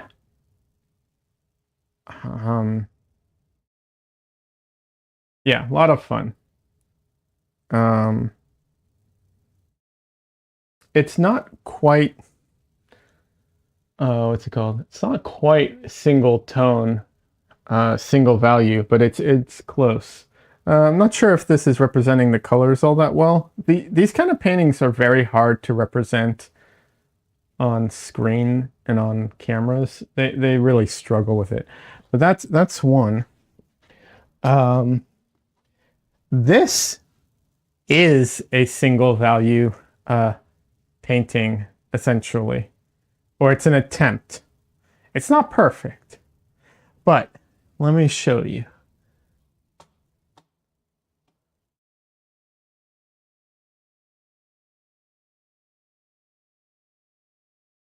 Let me show you real quick.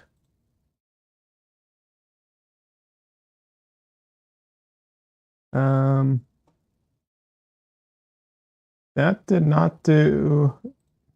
Oh, I need to take it all the way down. There we go. Yeah. So clearly there's a little bit of value shift there. You can still see the ghost of an image, right? So it wasn't perfect. This one I didn't hit it perfectly.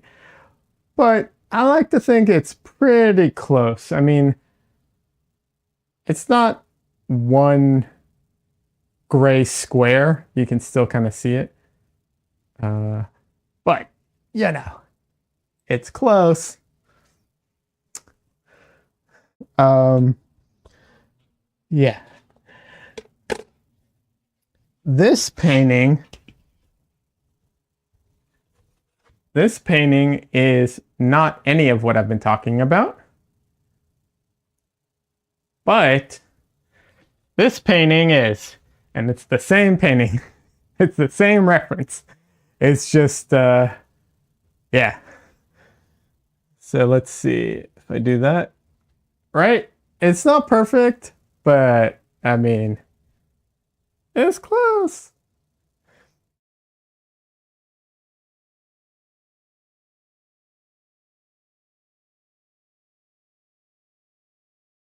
You know, so, and then this one technically wasn't a single, wasn't meant to be a single value, but you can see there's not a lot of range in this. But yeah, this is a very saturated high key painting. Just bright, you know, yeah.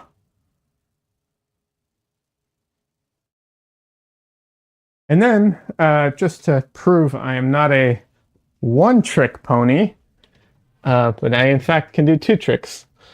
I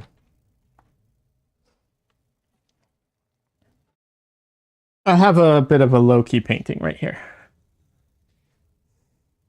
It's not quite as compressed, right? Like, and clearly there's white. This one has a much broader range. But it's definitely in the darker ranges. Oh, actually, no, I take that back. I have a better example. I remember where it is. This painting's wild. I love it, but it's also one of those where it's like, looking at this is not,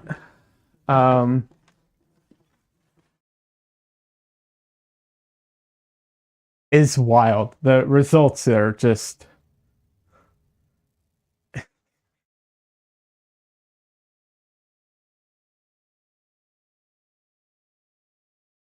I mean, once again, it's not perfect, but you know, I consider it a success, even though I haven't gotten it perfect. One day I'll do a painting that is perfectly single value, but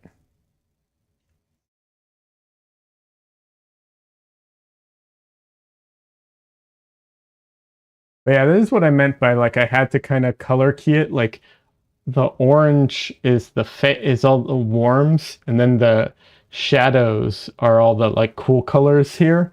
I couldn't do the I just couldn't get the colors I wanted. It's actually harder for me personally to do the darker single value than the light single values. They're actually, in my personal experience, in my painting experience, it's actually harder.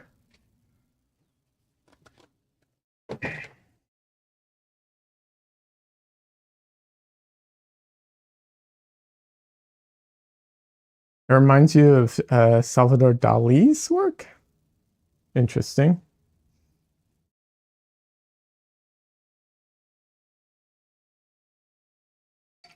Alan, have you ever taught classes, by the way? I'm curious. Do you do workshop? Have you done workshops? Do you teach? Do you do any of that stuff? Or have you done any of that stuff?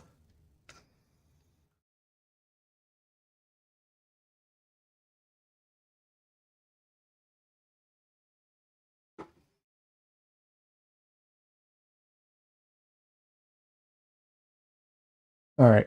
I am going to lay in my darks now.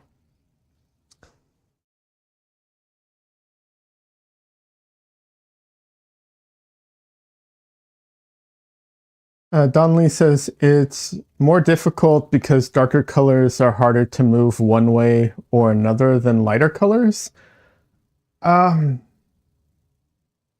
hmm. So I think the reason it's harder is because how can I put this?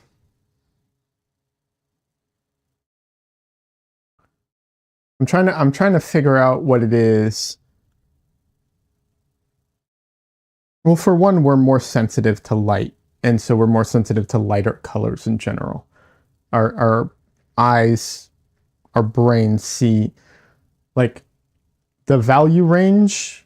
We have a broader vision in the lighter colors than we do in the dark ones. But the other aspect of it that is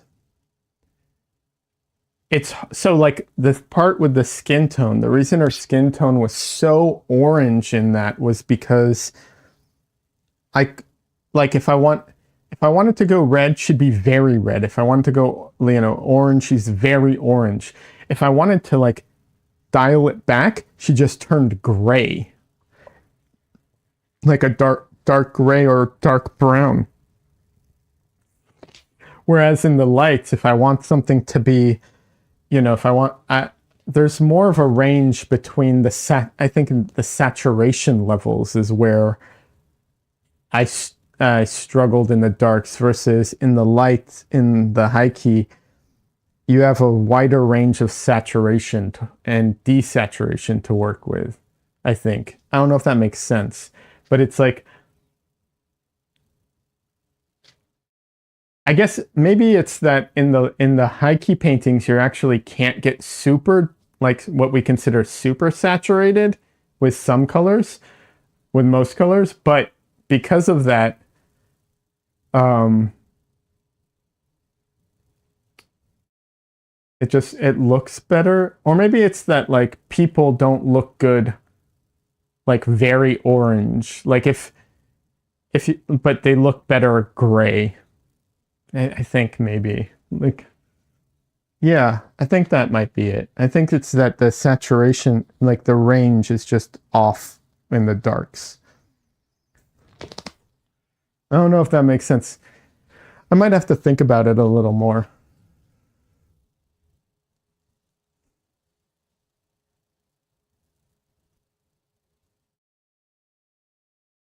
You think that makes sense? Okay, I'm glad. Somewhat makes sense. All right. All right, already, right? Now, so this is where the painting goes wonky, and we'll see how well this works out. Actually, before I do that, I realized I forgot something. Let's just grab a little. All right. Yeah, there we go.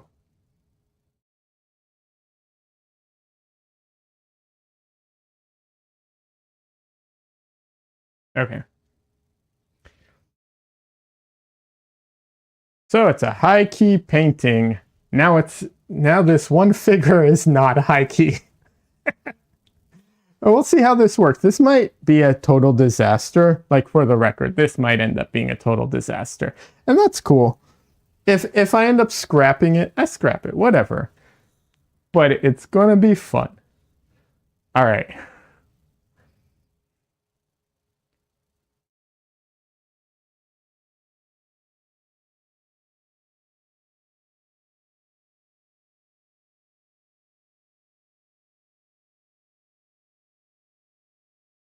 Okay, so I definitely don't want to do the whole thing this dark. That's too dark. So I am going to lighten it up a smidge. Because if I do everything that dark, I'm not going to have any room. Um, yeah, I'm not going to have any maneuvering room at all.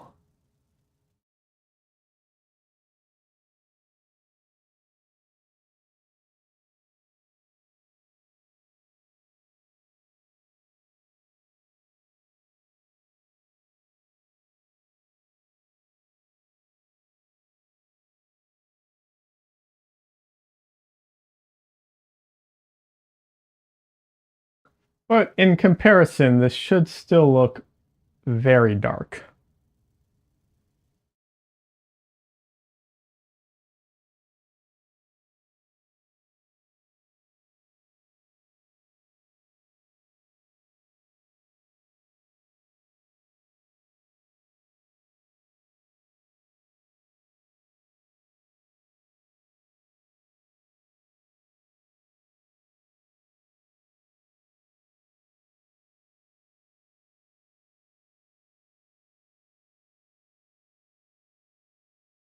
Looks dark on screen, I will say that.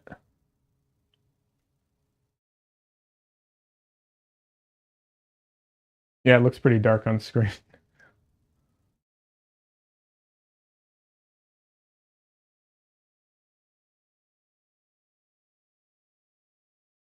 Need to put out some more yellow.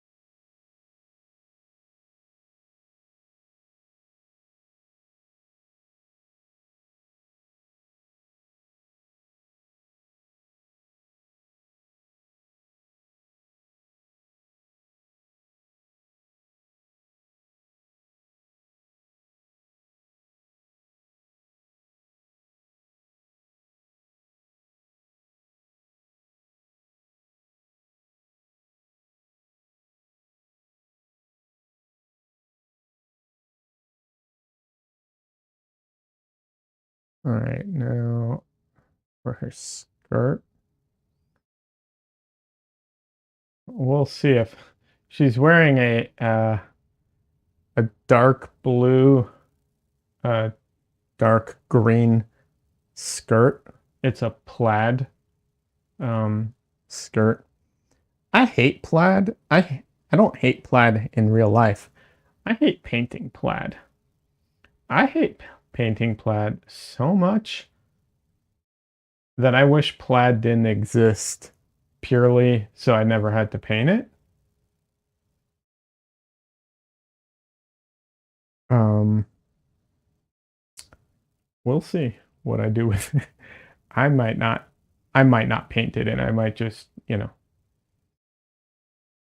average it out to a color and just do that because I don't want to paint it. I'll also limit it on time.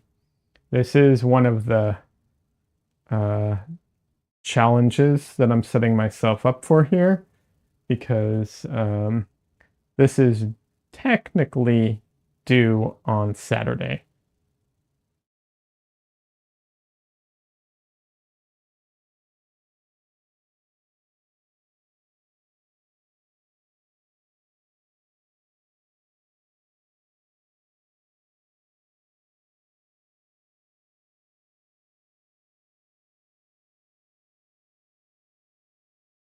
And I also have work, so there's that.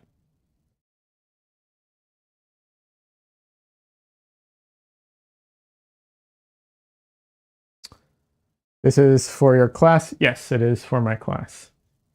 Anyone who doesn't know, I'm taking a class with Nicholas Uribe, who has a YouTube channel, Our Painted Lives. He's a phenomenal painter, and he is doing a workshop, and I love his artwork so much. I was like, I am going to sign up for that, and yeah, that's what's going on. So a lot of my paintings lately have been from his class because, I only have so much time in the day.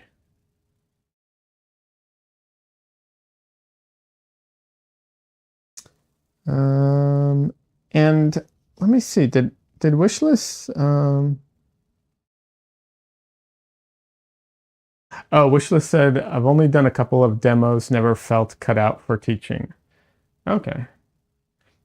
I wish you would do online, like I wish you would stream and just paint and show your process.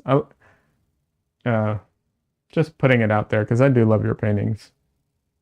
All right. And they're so textured and interesting.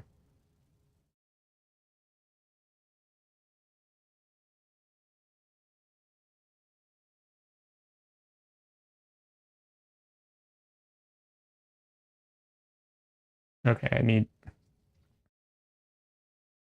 I'm out of yellow.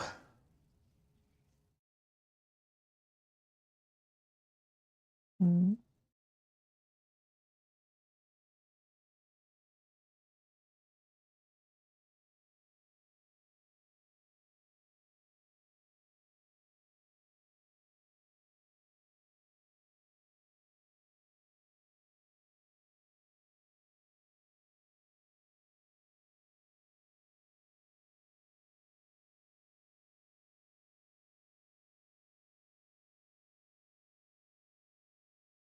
Yeah, so each time, every lesson, there's like a different every homework is a bit different for the class. Today, the homework is a keyed painting, so high key, low key, mid range, whatever you want to key it. So a keyed painting with primaries and white. I chose difficult primaries. I could have gone with you can go with less saturated primaries, but why would I?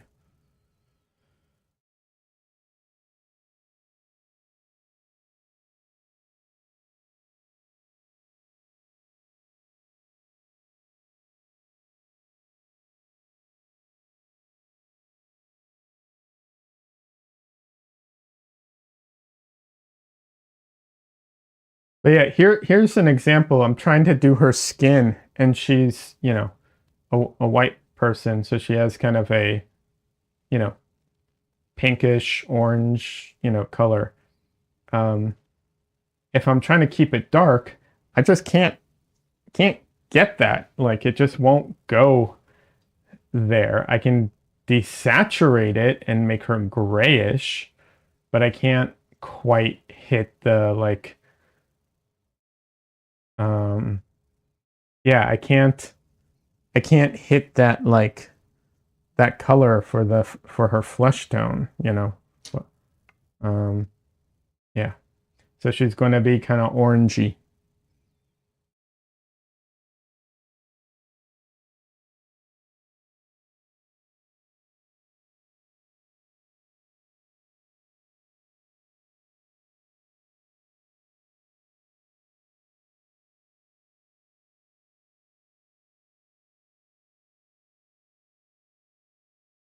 Like I said, this painting might be a total disaster because of how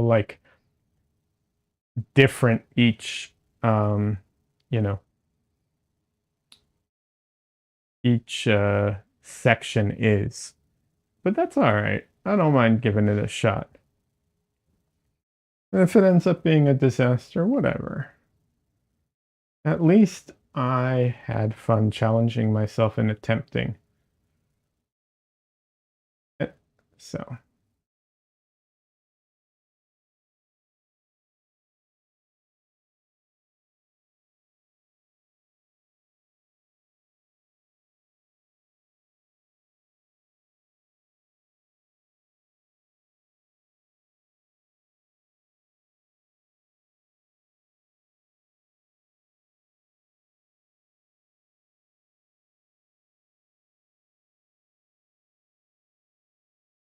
A little bit of blue, too much blue got in there. She's looking a little green at the moment.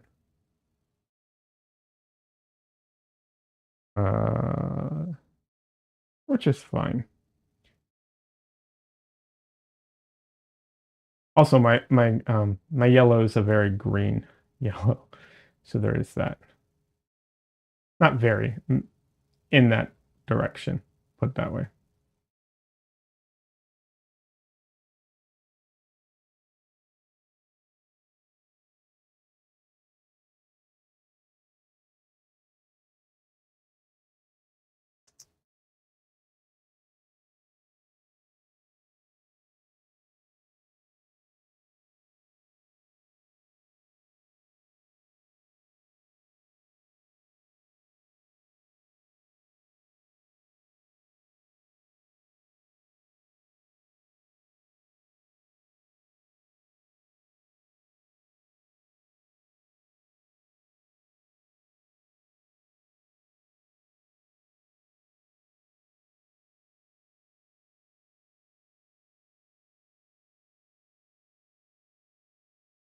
All right, now I need to put in a shadow over here, and then I'll be ready for the brayer.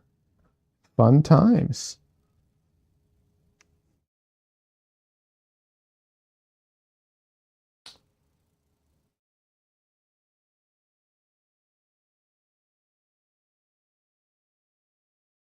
So normally when I use my CMYK palette, I have my black, and my black lets me get grays real easy.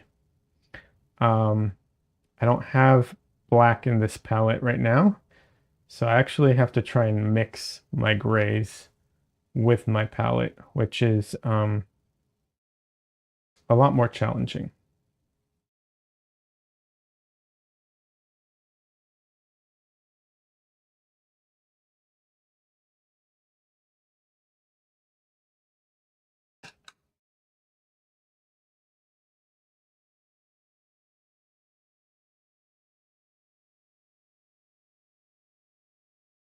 So conventionally, the way you mix grays, or the way you mix, yeah, the way you mix grays or black or whatever, is you use complementary colors, and that is exactly what I'm doing. But the way people have the color wheel set is not really accurate, and it's not entirely, it's not perfectly linear. So it's more, which is why it's more complicated than just what it says on the color wheel. And why when people mix based solely on the color wheel, they run into problems.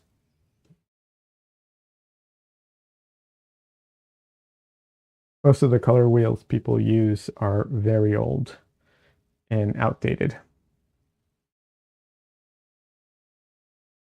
Des says, okay, I think I give up on the red cabbage. Okay, Des.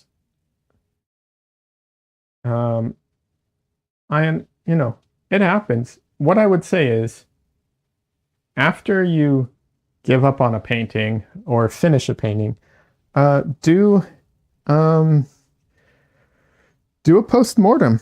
Sit down, look at the painting, look at your reference, go over why it was challenging, what were the challenges, where were areas that you had a difficulty with, why, and also what you think could possibly, have alleviated those things and so on.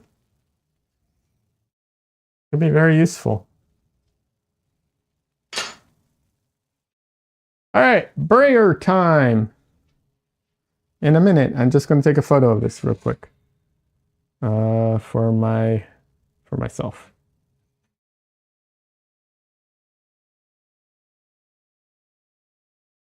All right. Cool.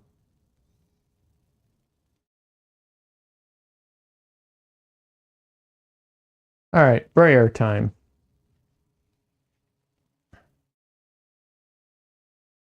Man, so much of this stuff is just going to like disappear. That's going to be funny. I'm glad I didn't spend a lot of time on the drawing because, oh my god, so much of the drawing is going to go away. Brayer is fun. The brayer is fun.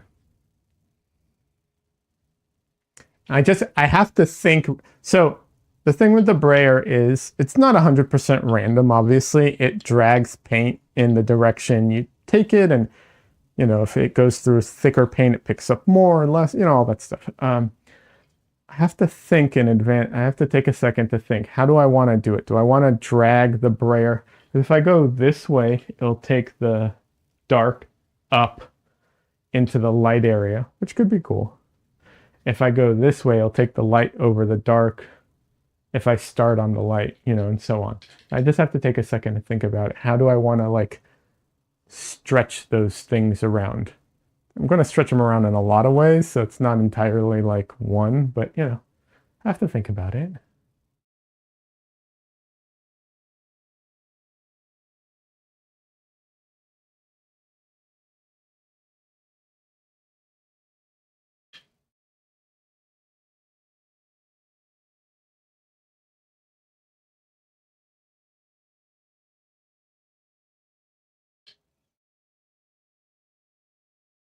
All right, now that I'm done with the brayer.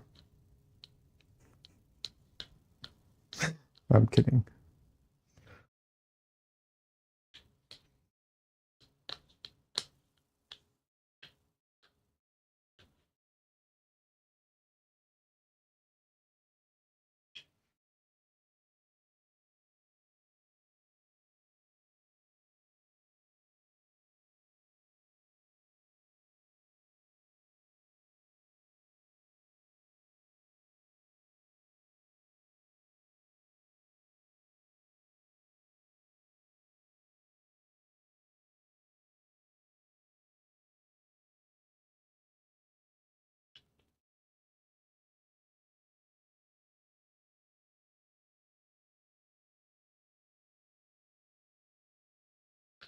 That phthalo just gets into everything, though. It is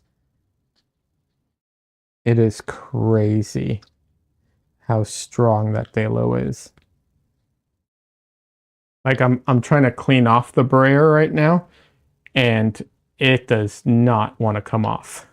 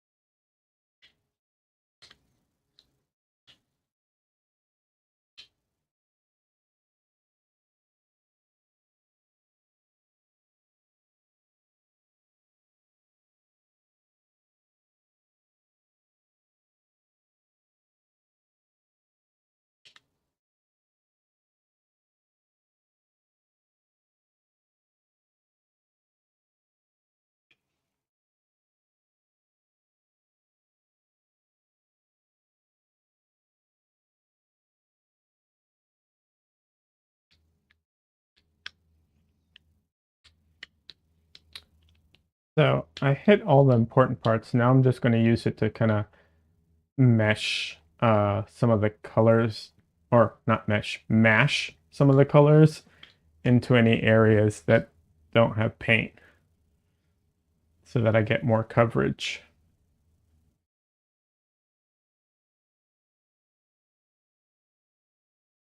Like I said, so much of the background is just disappearing.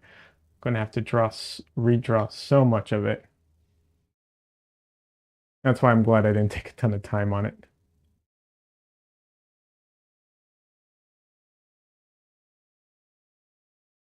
So there is a reason for some of the brayer marks I'm making on this one. other than like just the visuals, because obviously the visuals, it's just there's that. But I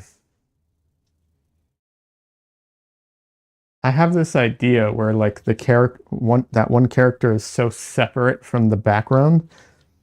And so there are certain areas where the background's kind of encroaching on that figure. Background might not be the right word. The rest of the world. That's the right one. Yeah, the world. That's the idea.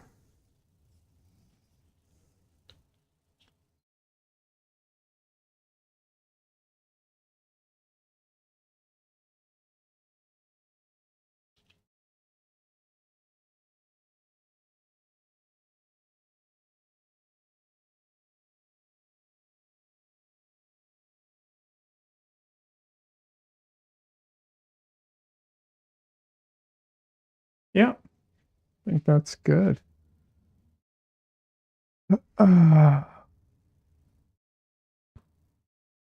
So now, I'm just debating if I want to keep streaming or take a bit of a break because let's see, how long have I been streaming for? I'll keep going. I'll keep going for a little bit longer, for a bit longer. So now I'm going to just have to do it regardless. Wishlist says, I did film myself painting once, but the whole editing time-lapse business stopped me from doing anything with it. Hey, Wishlist, if you want, I'm happy to collab with you on that and figure, because I'm getting into editing and stuff like that. I might be able to help with some of that, make it quick and easy. If you wanna connect on that, that'd be great. Don Lee is asking, was the assignment for the week class high versus low key? No, it was do a primary, use a primary palette, which is often red, blue, and yellow, not cyan, magenta. No black. Yes, white. So white and primaries, and key it to one key. So either high key, mid key, or low key. Anywhere in that range. Just key it to something and stick into that. I made my life hard. That's all. I decided to make my life harder, and I made it a high key, low key painting combined, and I'm using cyan, magenta, and yellow, which are they have a wider range, but they're also more challenging to work with. So yeah. So yeah, I'm just making my life harder.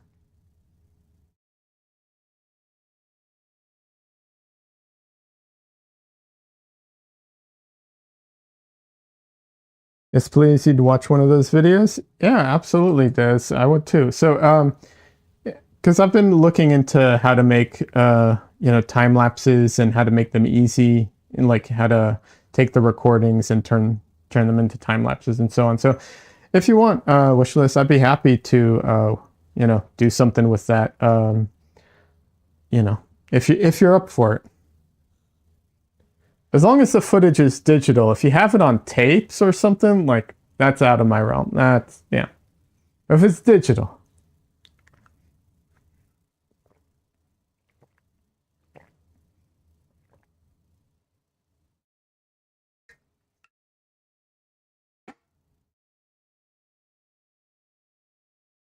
All right. Let's see.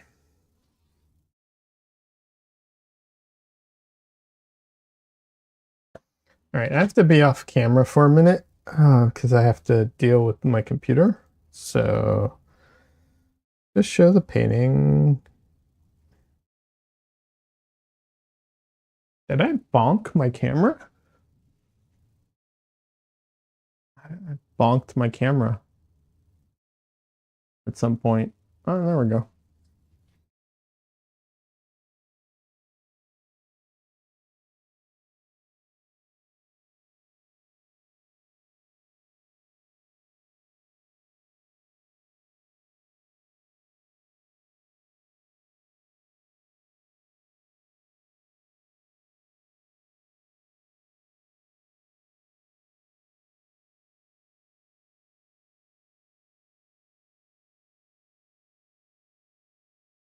So yeah, if I had a projector, I wouldn't have to do this. And what I would do is I'd turn on the projector, and I would I'd throw the projector.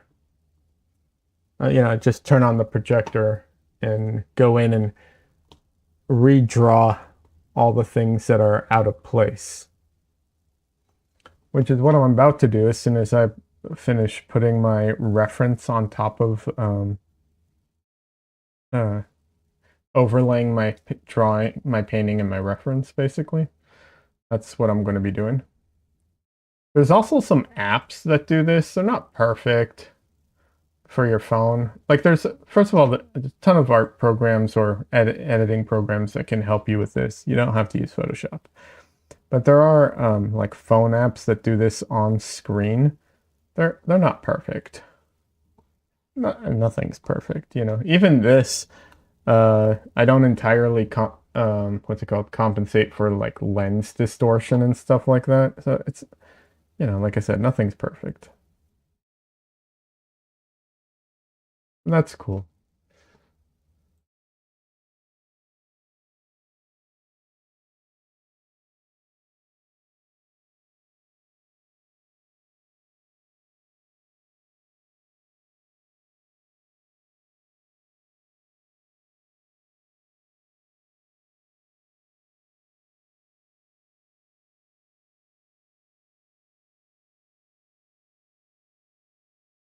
All right, there we go.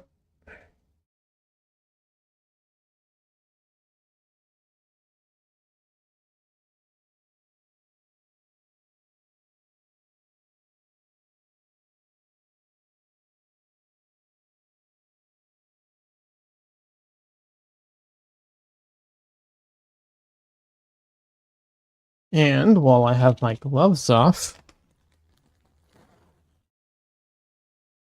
I'm gonna grab some Oreos.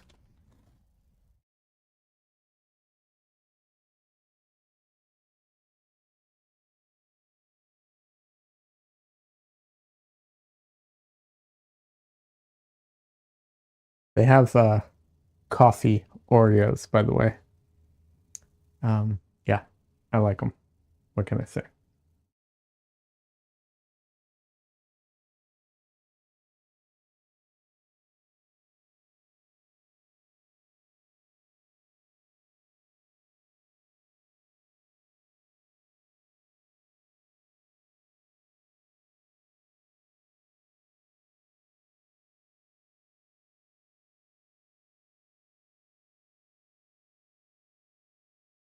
Um, Wish list, absolutely. That could be. I mean, I don't know how well what they look like, but yeah, absolutely.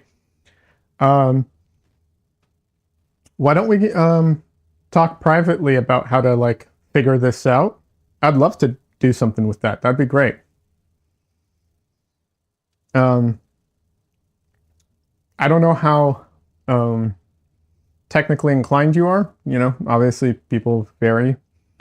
If you have an easy way and you know how to do it, and you can just send me a link for a place I can download them, great. If not, I'll work with you to figure out how to do that, and we can, get that done. But yeah, absolutely, that'd be really cool.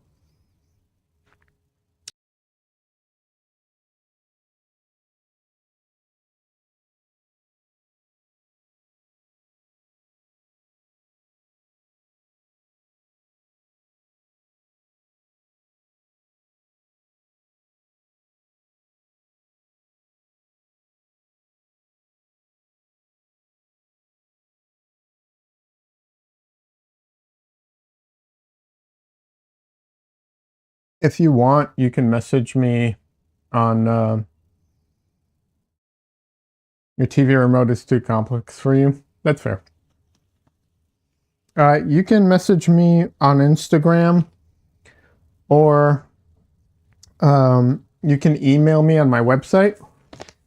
There's a contact me button on my website. You can just,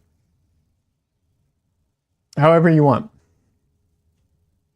and we'll figure it out.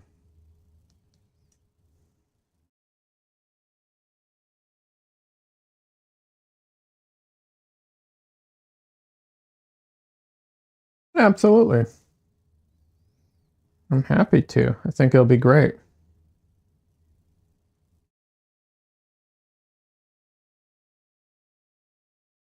Alrighty.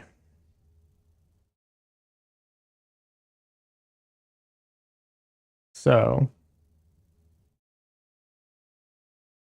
now what I'm doing is that, like I said, I'm going to be basically going back in and drawing, fixing all my mistakes.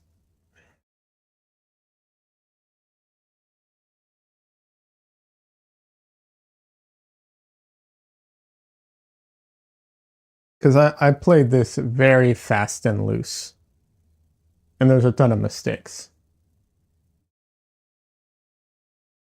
Now, I used to use my wipeout tool for this stage, but I discovered a big problem with the wipeout tool on this stage. So what I used to do is I would take my wipeout tool, which is this little guy, and I'd just draw, you know, I'd use it to wipe out sections and draw that way. But a word of caution: don't do that if you're not going to have time to paint it back into it, because you're going to be left with these little grooves in your painting that you then have to deal with if it dries. That's not good. So I only do that when I know I'm going to be getting into it, and have the time. If I don't, like I'm not sure right now, I'm just going to use a color. Usually my go-to is quinacridone rose. I'll just take this and use it to draw, basically.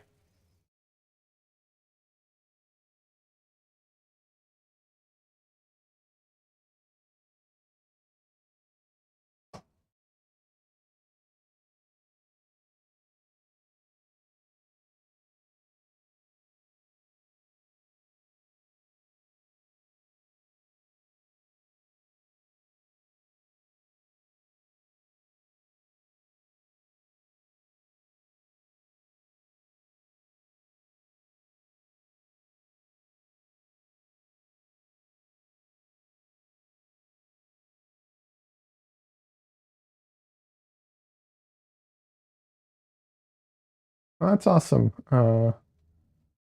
Alan. I'm looking forward to it. Yeah, I'm really looking forward to this. So,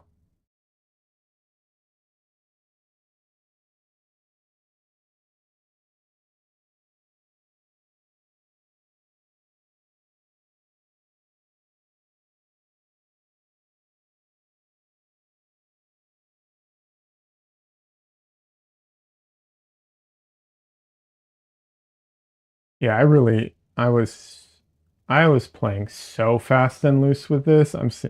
Like now comparing them, oh my God, I was just like, some of these things I wasn't even close.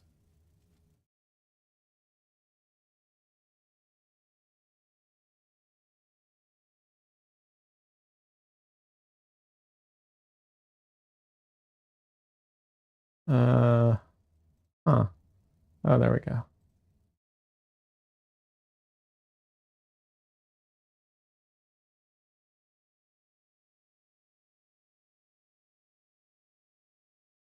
So yeah, I don't know. Maybe a projector would be the best thing for doing this on stream. Maybe, I don't know. I wonder how much they cost.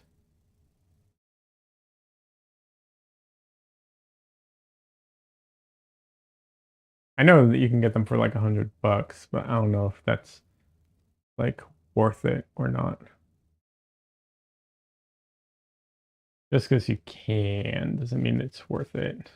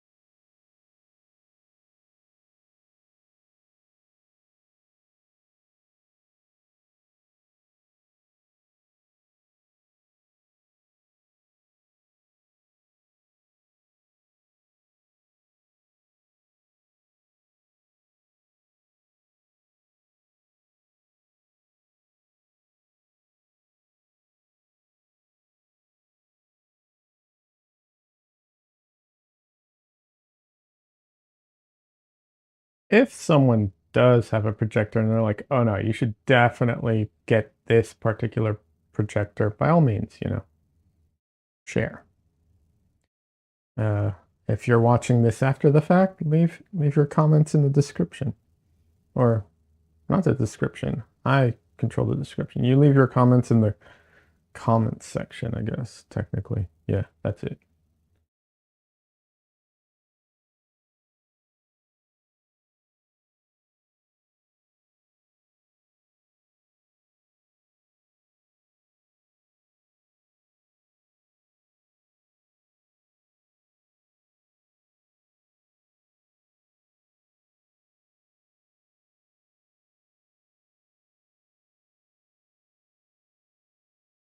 Some of this is just so abstract. Like I'm just like there's all these marks and a lot of them don't entirely like make sense on their own.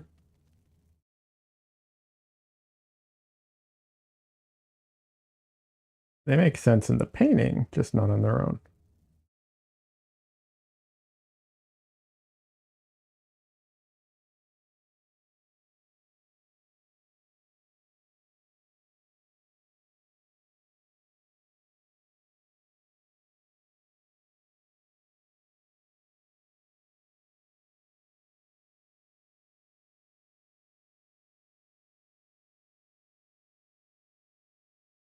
Hey, some of this wasn't that far off. I love seeing when I'm close and also when I'm not, so that I can doing this actual system has actually made me better at like freehand drawing from reference. Obviously, I'm not perfect, but it has improved my accuracy overall. This figure I wasn't even close with, but overall.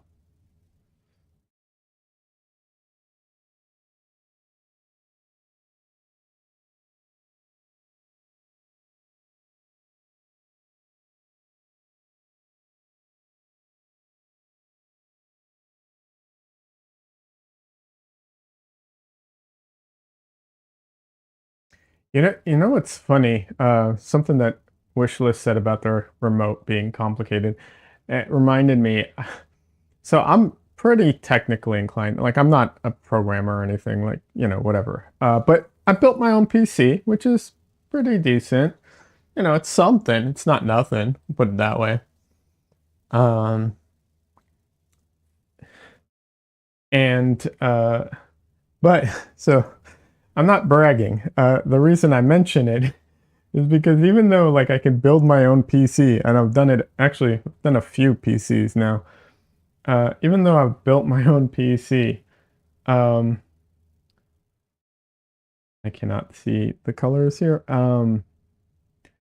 Like the microwave, I'm so bad at using the microwave.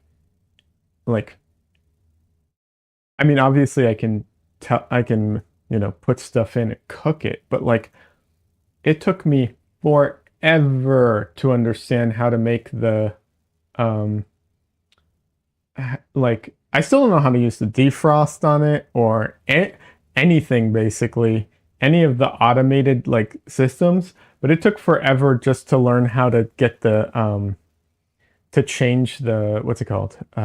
The strength that it, because you can make it like go at like 50% power or whatever. Yeah. That took forever and I still sometimes mess it up.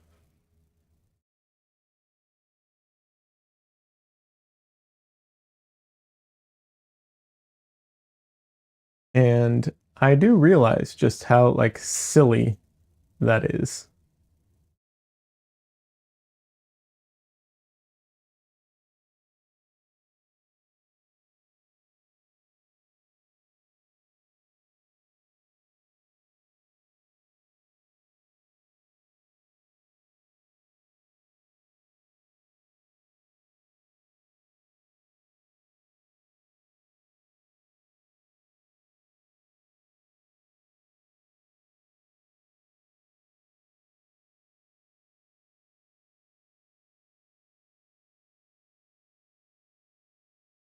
So yeah. I don't know. I don't have a good like reason behind it other than maybe like for a big portion of my life growing up I didn't have a microwave. So when I was a kid, like when I was I'd say up to the age of 12 like we had a microwave. Um yeah. But then from the age of 12 I didn't have a microwave until I was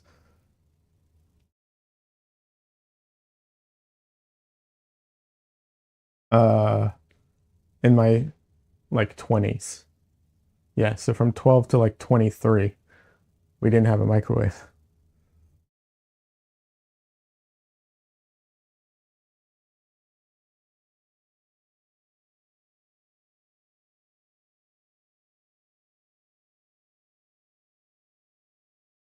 So I don't know if that's my excuse or not, but yeah.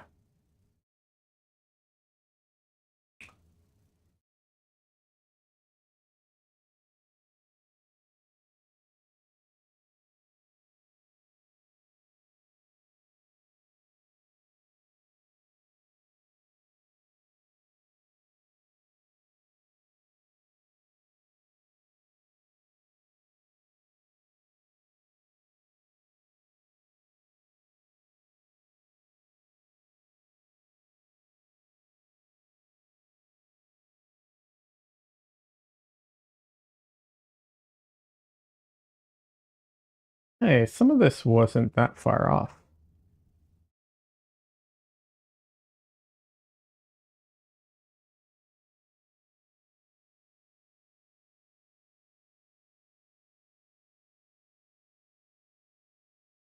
Cool.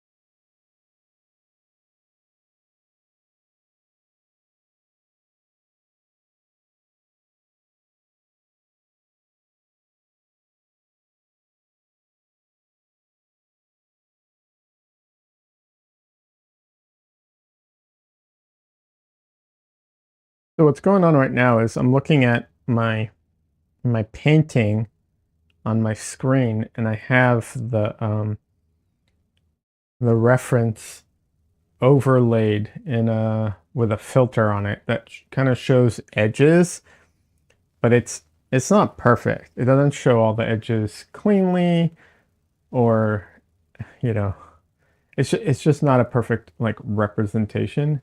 It's very, very messy.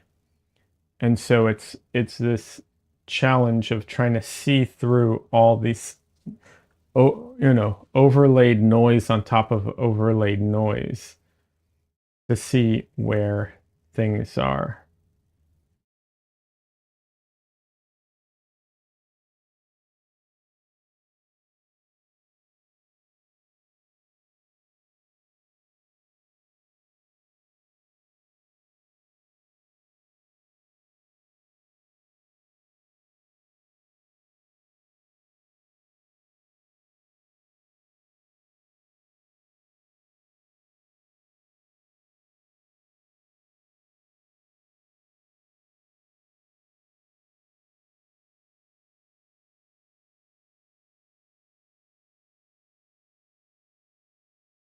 So I'm just kind of like looking for landmarks wherever I can find them and doing that.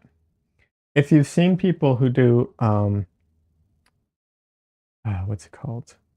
Um oh murals, and they use a system where they like make a bunch of marks and do that.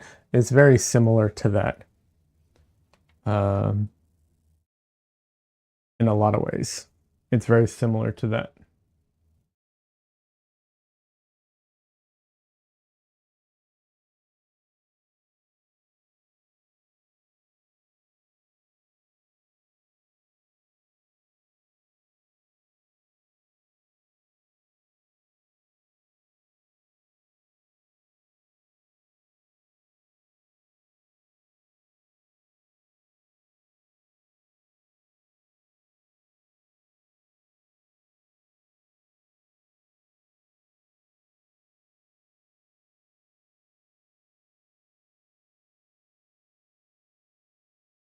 One of the advantages in general of doing things when you're painting that kind of separate stages. Like right now, I'm not worried about my painting in the sense that I'm not worried about my values at all. I'm all I'm doing is focused on location of of things. I'm not worried about my values. I'm not worried about my edges. None of that stuff. All I'm looking at is placement, essentially my drawing, right? And one of the advantages of doing stuff like this in your drawing or painting practice is it lightens the mental load um, as you're working because you have to keep less things in your head and focus on less things all at once. That's why some people like the difference. There are ways of painting where you like break everything up into different stages entirely. So it's like, you do the drawing, you finish the drawing, your drawing's like locked. Then you go and you do your values on top of that. And then you're done with your values and it's quote unquote locked, kind of thing. And then you go in and you do your colors on top of that and you break it up into stages. There is an advantage to that. I don't like working that way because I don't like to kind of lock everything into place that way. And if you don't lock it into place, then it's uh those painting techniques kind of force that. There are ways that like this is a way of getting around that, sort of. All right.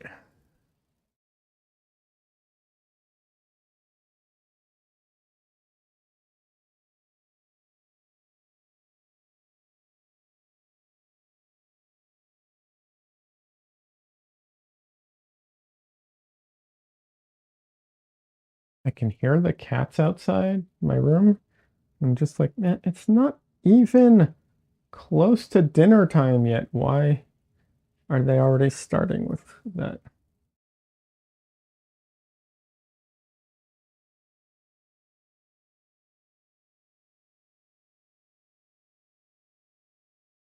Damn, this one was close. Look at that. This is off a little. I put it up here. It's actually down here. This is her hair. And the hairline slightly lower. But that was about it.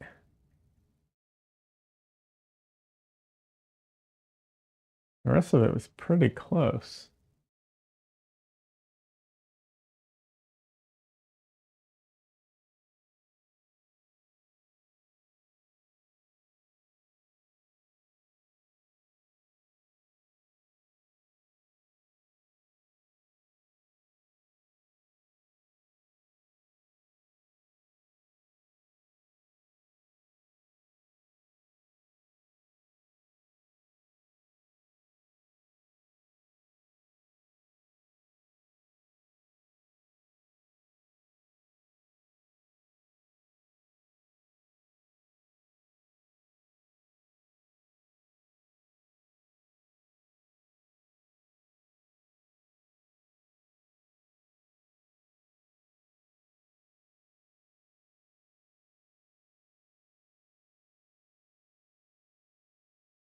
All right.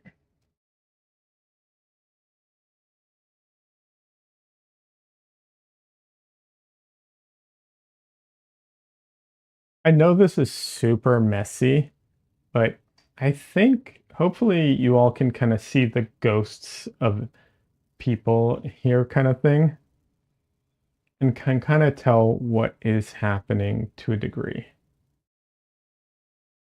Oh, this is so off. Okay.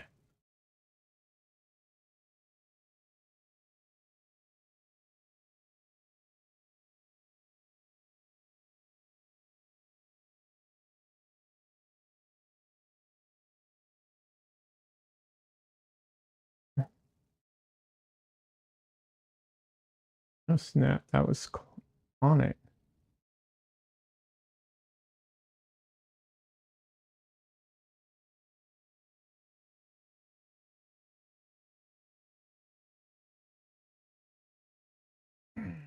All right. Trying to make sure I catch everything. So much noise happening in the background. It is so hard to even see what is happening at all.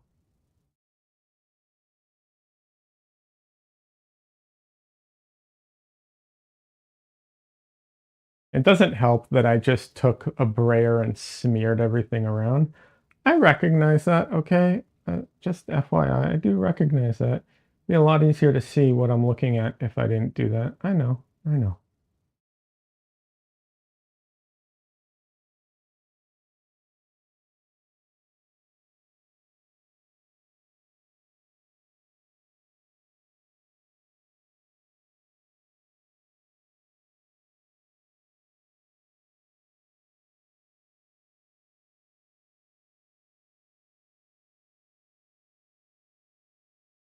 All right, cool. I think that's I think that's gonna be it for today. It's already 3 hours. It's, I want to go more, but I also have a bunch of other things I need to do today. And I definitely need a break.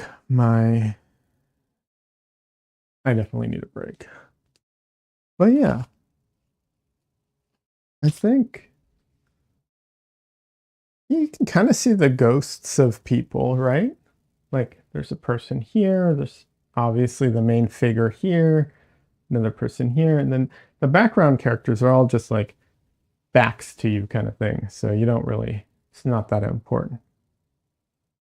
I can zoom in too, by the way, people. I can do a little quick zoom in so you can see. Um, it's not perfect zoom in, but actually, let me move this around a little real quick. Yeah,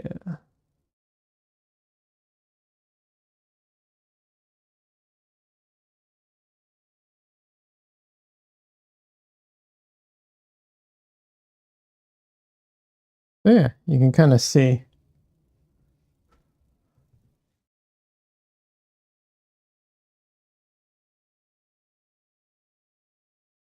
Okay, I mean, I think there's enough there that you can see what's kind of happening to begin with. Beginning stages kind of thing, and then from here, obviously, I'm going to go in and clarify it and model it and do all the things. So yeah, I'll be working on this. I might, if I have time, I'll work on it tonight, probably on my own, just because I don't want to like do a second stream the same day. But yeah, and then tomorrow I'm streaming tomorrow. So I stream Monday night, Wednesday night, and Monday night, Wednesday night, and Sunday day, which is today. So yeah, I will be back tomorrow night streaming this. Um yeah, I think that's all I got for now. Thank you everybody for hanging out with me. I really appreciate it. Uh Wish list, look forward to talking to you about that. And yeah, I think that's all I got for now. So have a great weekend, everybody.